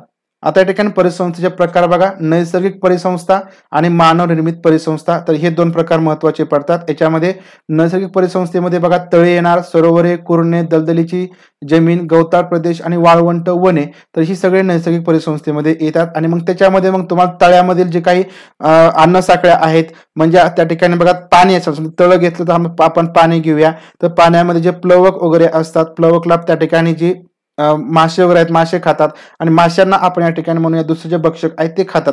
तर ती एक अन्न साखळी तळ्यामध्ये तयार होत असते. म्हणजे अशा प्रकारची परिसंस्था आहेत. या प्रत्येक परिसंस्थेमध्ये या अन्न साखळ्या किंवा जी परिसंस्था आहे ती या ठिकाणी कार्य करत असते. आणि ज्या मानवनिर्मित परिसंस्था आहेत त्याच्यामध्ये शेती असेल, मत्स्यालय असेल, बगीचा असेल तर यांचा समावेश या मानवनिर्मित परिसंस्थेमध्ये होत असतो. आता या ठिकाणी आपला सर्वात महत्वाचा घटक बघायचा तो म्हणजे या ठिकाणी अन्न साखळी. आता बघा अन्न साखळी उत्पादक वनस्पती आणि स्रोतापासून भक्षकापर्यंत होणाऱ्या अन्न ऊर्जेच्या संक्रमणास या ठिकाणी अन्न साखळी असं पण म्हणतात. अन्न साखळी कशाला म्हटलं जातं तर उत्पादक ज्या वनस्पती आहेत तर या स्रोतापासून ते भक्षकापर्यंत होणाऱ्या अन्न ऊर्जेच्या संक्रमणास अन्न साखळी असं पण म्हटलं जातं. याच्यामध्ये या ठिकाणी पहिला पोषण स्तर असतो. पहिल्या पोषण स्तरावरती या ठिकाणी हरित वनस्पती किंवा उत्पादक असतात.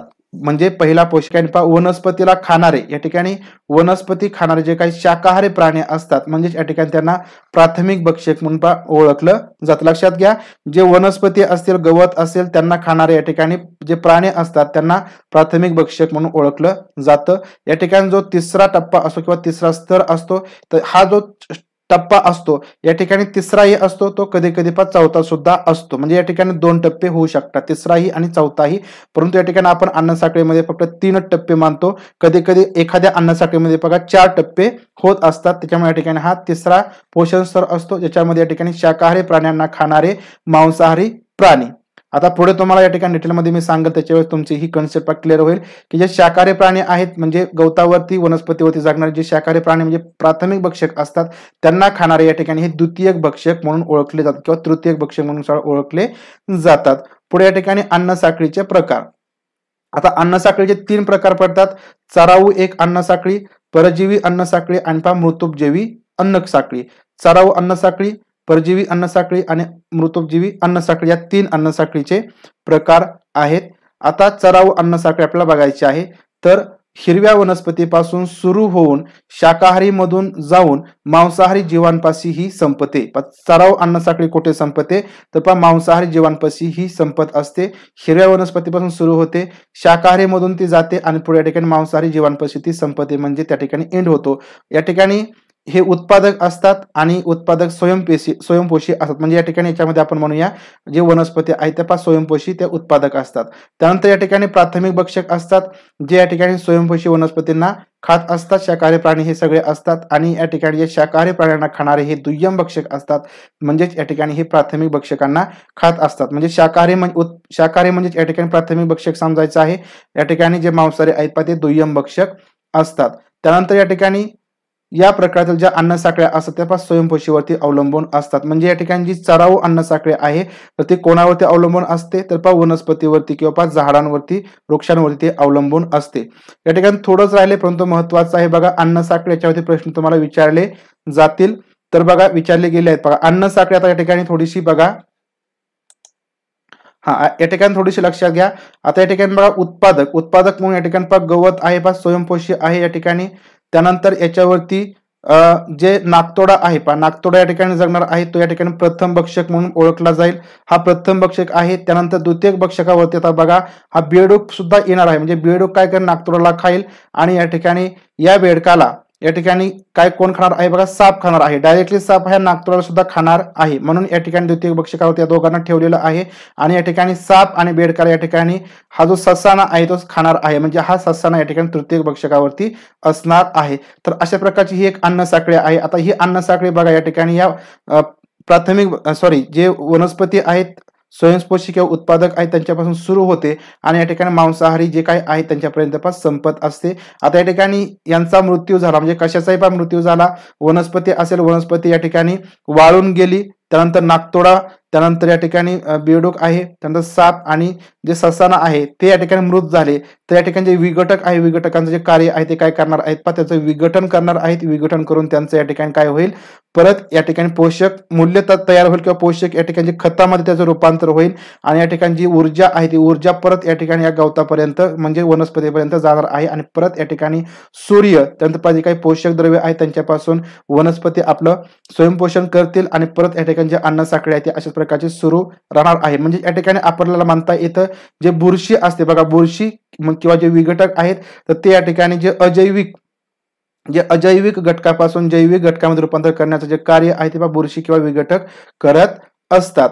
तर अशा प्रकारे या ठिकाणी ही अन्न साखळी आहे. आता खाली काही प्रमुख अन्न साखळ्या बघा, या ठिकाणी प्राथमिक, द्वितीयक हे तुमच्या लक्षात आलेलं असेल. आता बघा प्राथमिक मध्ये गवत येणार आहे, नंतर या ठिकाणी गवत उत्पादक मध्ये येईल, प्राथमिक मध्ये नाकतोडा येईल, नंतर पाल येईल आणि शेवटी या ठिकाणी ससाना येणार आहे. ही एक अन्न साखळी झाली. पुढे गवत, प्राथमिक ससा, त्यानंतर साप आणि शेवटी ससाना.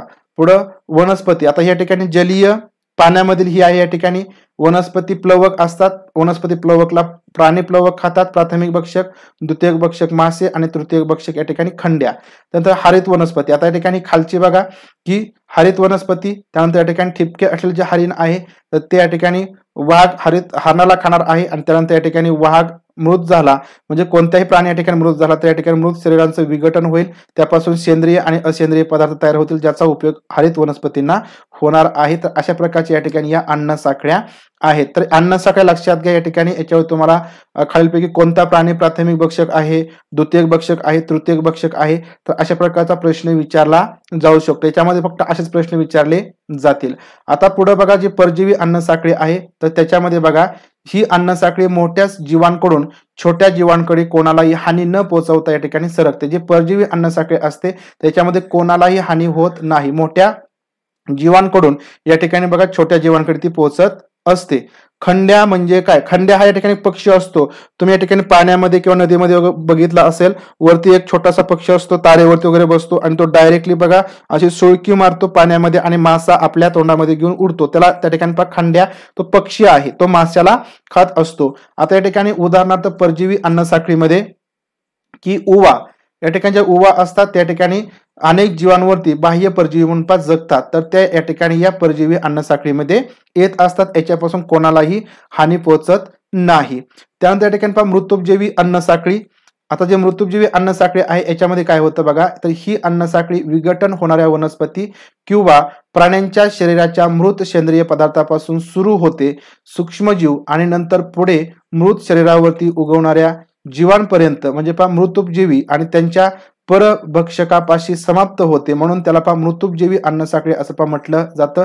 या ठिकाणी एक लक्षातच घ्यायचं आहे फक्त एवढंच की विघटन होणाऱ्या ज्या काही वनस्पती आहेत, प्राणी आहेत, त्यांच्या मृत शरीरावरती जे काय जगणारे जे असतात तर त्यांना या ठिकाणी मृतूपजीवी असं म्हटलं जातं आणि ही अन्न साखळी या ठिकाणी परभक्षकापाशी समाप्त होते. त्यानंतर या ठिकाणी बघा पुढं जंगलातील वाळलेल्या पानांचे मुंग्या, बिटल, गांडूळ हे प्राणी लहान लहान तुकडे करतात. तर हे लहान लहान तुकडे झाल्यानंतर बुरशी, जीवाणू तर याच्यावरती प्रक्रिया करतात. पुढे या ठिकाणी प्रक्रिया केल्यानंतर मातीत जे पोषक द्रव्य आहे ते तयार होतात. त्यापैकी काही मातीतील प्राण्यांचा अन्न म्हणून या ठिकाणी उपयोग द्वितीयक भक्षक म्हणून सुद्धा करत असतात. जे काही द्वितीयक भक्षक आहेत तर ते कोण होईल, तर पक्षी, बेडूक, पाल. म्हणजे या ठिकाणी बघा पक्षी, बेडूक, पाल हे कोणाला खाणार आहेत बघा, मुंग्या, बिटल आणि गांडूळ. तर यांना या ठिकाणी हे पक्षी खाऊ शकतो, बेडूक आणि जे पाल आहेत या ठिकाणी मुंग्या वगैरे बिटल आहेत यांना खाईल. तर अशा प्रकारे या ठिकाणी द्वितीयक भक्षक आहेत या मृतूपजीवीवरती सुद्धा किंवा या ठिकाणी हे जे काही प्राथमिक भक्षक आहेत यांच्यावरती द्वितीयक भक्षक जगतात असं या ठिकाणी आपल्याला म्हणता येईल. तर अशा प्रकारे या ठिकाणी ह्या 3 साखळ्या लक्षात ठेवायच्या आहेत. आता पुढे या ठिकाणी जे अन्नजाळं आहे ते अन्नजाळं कशा प्रकारचं असतं, अन्नजाळं हे या ठिकाणी अनेक प्रकारच्या साखळ्या या ठिकाणी एकत्र असतात, एकमेकांशी निगडीत असतात, एकमेकांशी संबंधित असतात, परस्पर संबंधित असतात. त्याला अन्नजाळे असं म्हटलं जातं. अन्नजाळे म्हणजे काय, तर बघा या ठिकाणी प्राथमिक भक्षक आपण या ठिकाणी वनस्पतीला म्हटलं आहे प्राथमिक भक्षक. तर बकरी खाणार आहे याला, म्हणजे या ठिकाणी ही उत्पादक झाली, वनस्पती उत्पादक झाली, प्राथमिक भक्षक बकरी झाली. या ठिकाणी ससा झाला प्राथमिक भक्षक, उंदीर झाला या ठिकाणी प्राथमिक भक्षक. आता या ठिकाणी हा जो ससा आहे सस्याला कोल्हा सुद्धा खाणार आहे. या ठिकाणी जी बकरी आहे बकऱ्याला कोल्हा सुद्धा खाणार आहे. म्हणजे काय, तर या ठिकाणी जो काही तृतीय भक्षक असेल, द्वितीय भक्षक असतील त्याच्या एकापेक्षा जास्त साखळ्या असू शकतात, जे एकमेकांशी त्या निगडीत असतात, एकमेकांशी संबंधित असतात. त्याला या ठिकाणी अन्नजाळे असं म्हटलं जातं. म्हणजे या ठिकाणी बघा पुढं उंदीर आहे उंदराला या ठिकाणी गोबड खाणार आहे, गोबडाला या ठिकाणी घार खाणार आहे. आता उंदराला परत या ठिकाणी साप सुद्धा खाणार आहे, सापाला परत ही घार सुद्धा खाणार आहे. त्यानंतर या ठिकाणी बघा उंदराला या ठिकाणी रानमांजर खाणार आहे. म्हणजे या ठिकाणी ज्या साखळ्या आहेत त्या एकमेकांशी निगडीत आहेत, या साखळ्या आपण या ठिकाणी बाजूला करू शकत नाही आणि त्याच्यामुळे या ठिकाणी जे परिसंस्था आहे त्याचे योग्य असं कार्य चालत असतं. आता घुबडावरती प्रश्न एक विचारला गेलेला होता की घुबड हा नेमका कोणत्या पातळीवरचा भक्षक आहे, तर कोणत्या पातळीवरचा भक्षक आहे तर ते तुम्हाला समजलं असेल. हिरवी वनस्पती प्राथमिक, हिरवी वनस्पती उत्पादक आहे, उंदीर प्राथमिक आणि घुबड या ठिकाणी द्वितीयक भक्षक म्हणून ओळखलं जातं. एवढं डीप विचारलं जात नाही, परंतु या ठिकाणी हे डीप नाही बघा, लक्षात घ्या मी तुम्हाला डीप सांगितलं नाही, फक्त हे उघड आहे बघा, या ठिकाणी डीप नाही.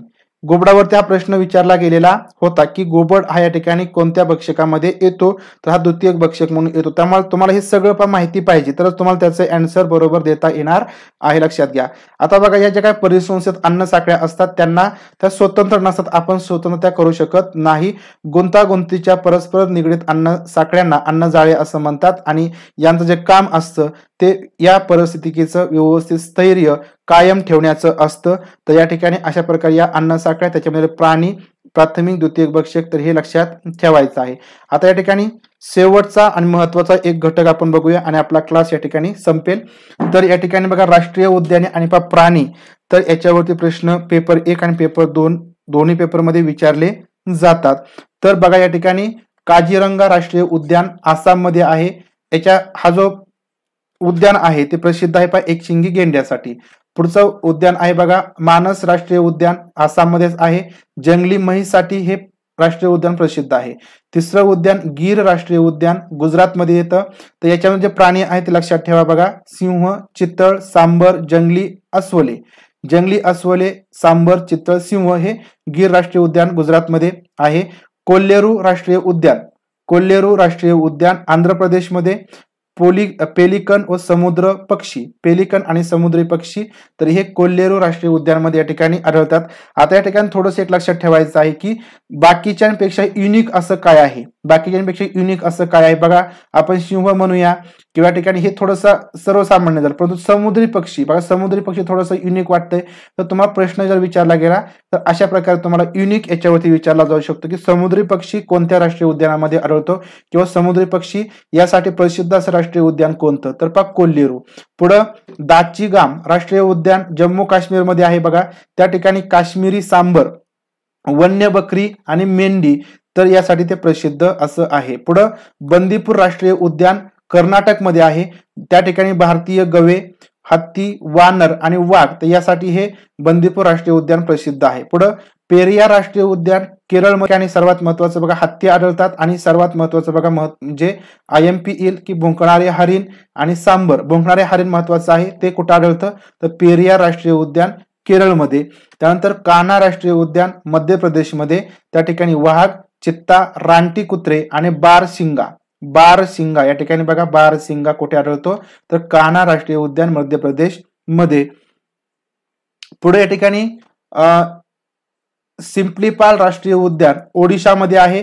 त्या ठिकाणी खारफुटी आणि समुद्री कासवे कुठे आहेत, पण सिम्प्लीपाल राष्ट्रीय उद्यान ओडिशामध्ये. केवलादेव राष्ट्रीय उद्यान राजस्थानमध्ये आहे.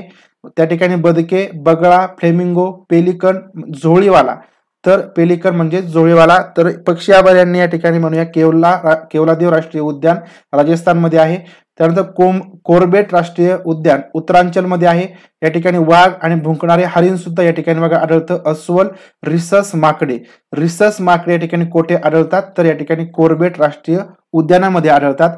त्यानंतर जलदापाडा राष्ट्रीय उद्यान पश्चिम बंगालमध्ये आहे. ज्या ठिकाणी गेंडा जलदापाडा राष्ट्रीय उद्यान पश्चिम बंगालमध्ये आढळतात. तर अशा प्रकारे या ठिकाणी महत्वाचे काही पॉइंट्स या ठिकाणी आपण पाहिलेले आहेत. जे प्रश्न ज्याच्यावर तुम्हाला प्रश्न विचारले जातील असेच आपण पॉइंट या ठिकाणी बघितलेले आहेत.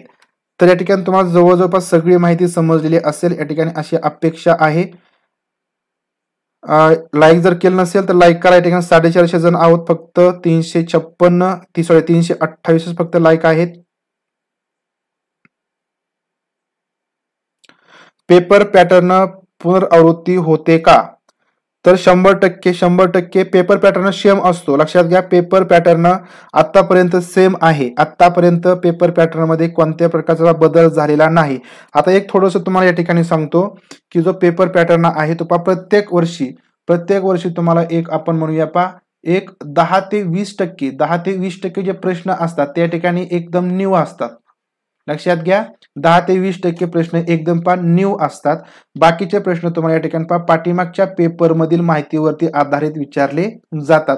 म्हणजे बघा, जर समजा राष्ट्रीय उद्यानावरती प्रश्न विचारला गेलेला असेल म्हणजे पाठीमागच्या परीक्षेमध्ये पेपरमध्ये, तर तुम्हाला या वर्षी सुद्धा याच्यावरती प्रश्न विचारला जाऊ शकतो. म्हणजे या ठिकाणी लक्षात घ्यायचं आहे 10 ते 20% प्रश्न म्हणजे आपण जर 30 मार्काचा पेपर आपण पकडला, समजा परिसर अभ्यास असेल तर त्यापैकी 4 ते जे 5 प्रश्न आहेत ते तुम्हाला एकदम नवीन असतील, जे या ठिकाणी तुम्हाला पाठीमागच्या कोणत्याही माहितीवरती नसतील.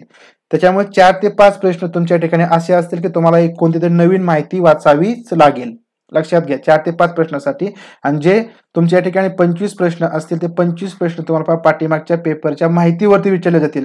मी आहे तशी प्रश्न येतील, रिपीट होतील असं म्हणत नाही, परंतु त्या माहितीवरती म्हणजे तुम्ही जरी प्रिव्हियस इयरचे प्रश्न चांगल्या प्रकारचे केले तरी सुद्धा तुम्ही या ठिकाणी हे 25 प्रश्न चांगल्या प्रकारे अटेम्प्ट करू शकता. 25 पैकी तुम्ही 25 स्कोर घेऊ शकता. परंतु कधी तर प्रिव्हियस इयरची सगळी माहिती तुमची क्लिअर पाहिजे, सगळे प्रश्न तुम्ही व्यवस्थित सोडवले पाहिजे. जी काही त्याच्या संबंधित माहिती असेल तर ती या ठिकाणी तुम्ही चांगल्या प्रकारची पूर्ण केली पाहिजे, मिळवली पाहिजे. तर अशा प्रकारे या ठिकाणी तुमचे 10 ते 20% नवीन प्रश्न, बाकीचे तुम्हाला या ठिकाणी प्रिव्हियस इयरच्या माहितीवरती प्रश्न विचारले जातील.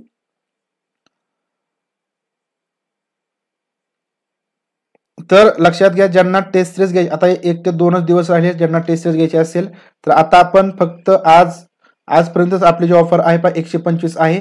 कारण या ठिकाणी आपल्याला परत सीटेट साठी टेस्ट सिरीज आपल्याला ही करायची आहे. सीटेट साठी सुद्धा आपली टेस्ट सिरीज आहे. तर ज्यांना सीटेट साठी आणि टीईटी साठी पण टेस्ट सिरीज घ्यायची असेल त्यांनी 125 ची ऑफर फक्त आजपर्यंत आहे. उद्या तुम्हाला ही ऑफर 125 मध्ये पण मिळणार नाही. ज्यांना घ्यायची असेल त्यांनी फक्त कॉन्टॅक्ट करा 89 75 98 92 12 89 75 98 92 12. तर या नंबरवरती कॉन्टॅक्ट करा 89 75 98 92 12. ज्यांना घ्यायची असेल त्यांनी घ्या. चांगल्या प्रकारे प्रॅक्टिस करा. जेवढी प्रॅक्टिस तुम्ही शेवटी कराल, प्रिव्हियस इयरची असेल, मॉक टेस्टची असेल, तर ते तुमच्या उपयोगाचं असेल. ठीक आहे. सर्वांना गुड नाईट. आणि व्हिडिओ लाईक करा, जास्तीत जास्त शेअर करत चला. या ठिकाणी उपयोगाचे व्हिडिओ तुम्हाला जर वाटत असतील तर शेअर करत चला. ठीक आहे. भेटूया आपण पुढल्या सेशन मधून. पुढला सुद्धा सेशन एक आपला महत्वाचा असेल. आता कदाचित बालमानसशास्त्र आपण घेणार आहोत. त्याच्यामध्ये तुम्हाला महत्वाचे प्रश्न, वस्तुनिष्ठ प्रश्न आणि इतरही प्रश्न तुमचे त्याच्यामध्ये मी कव्हर करेल. ठीक आहे. सर्वांना गुड नाईट.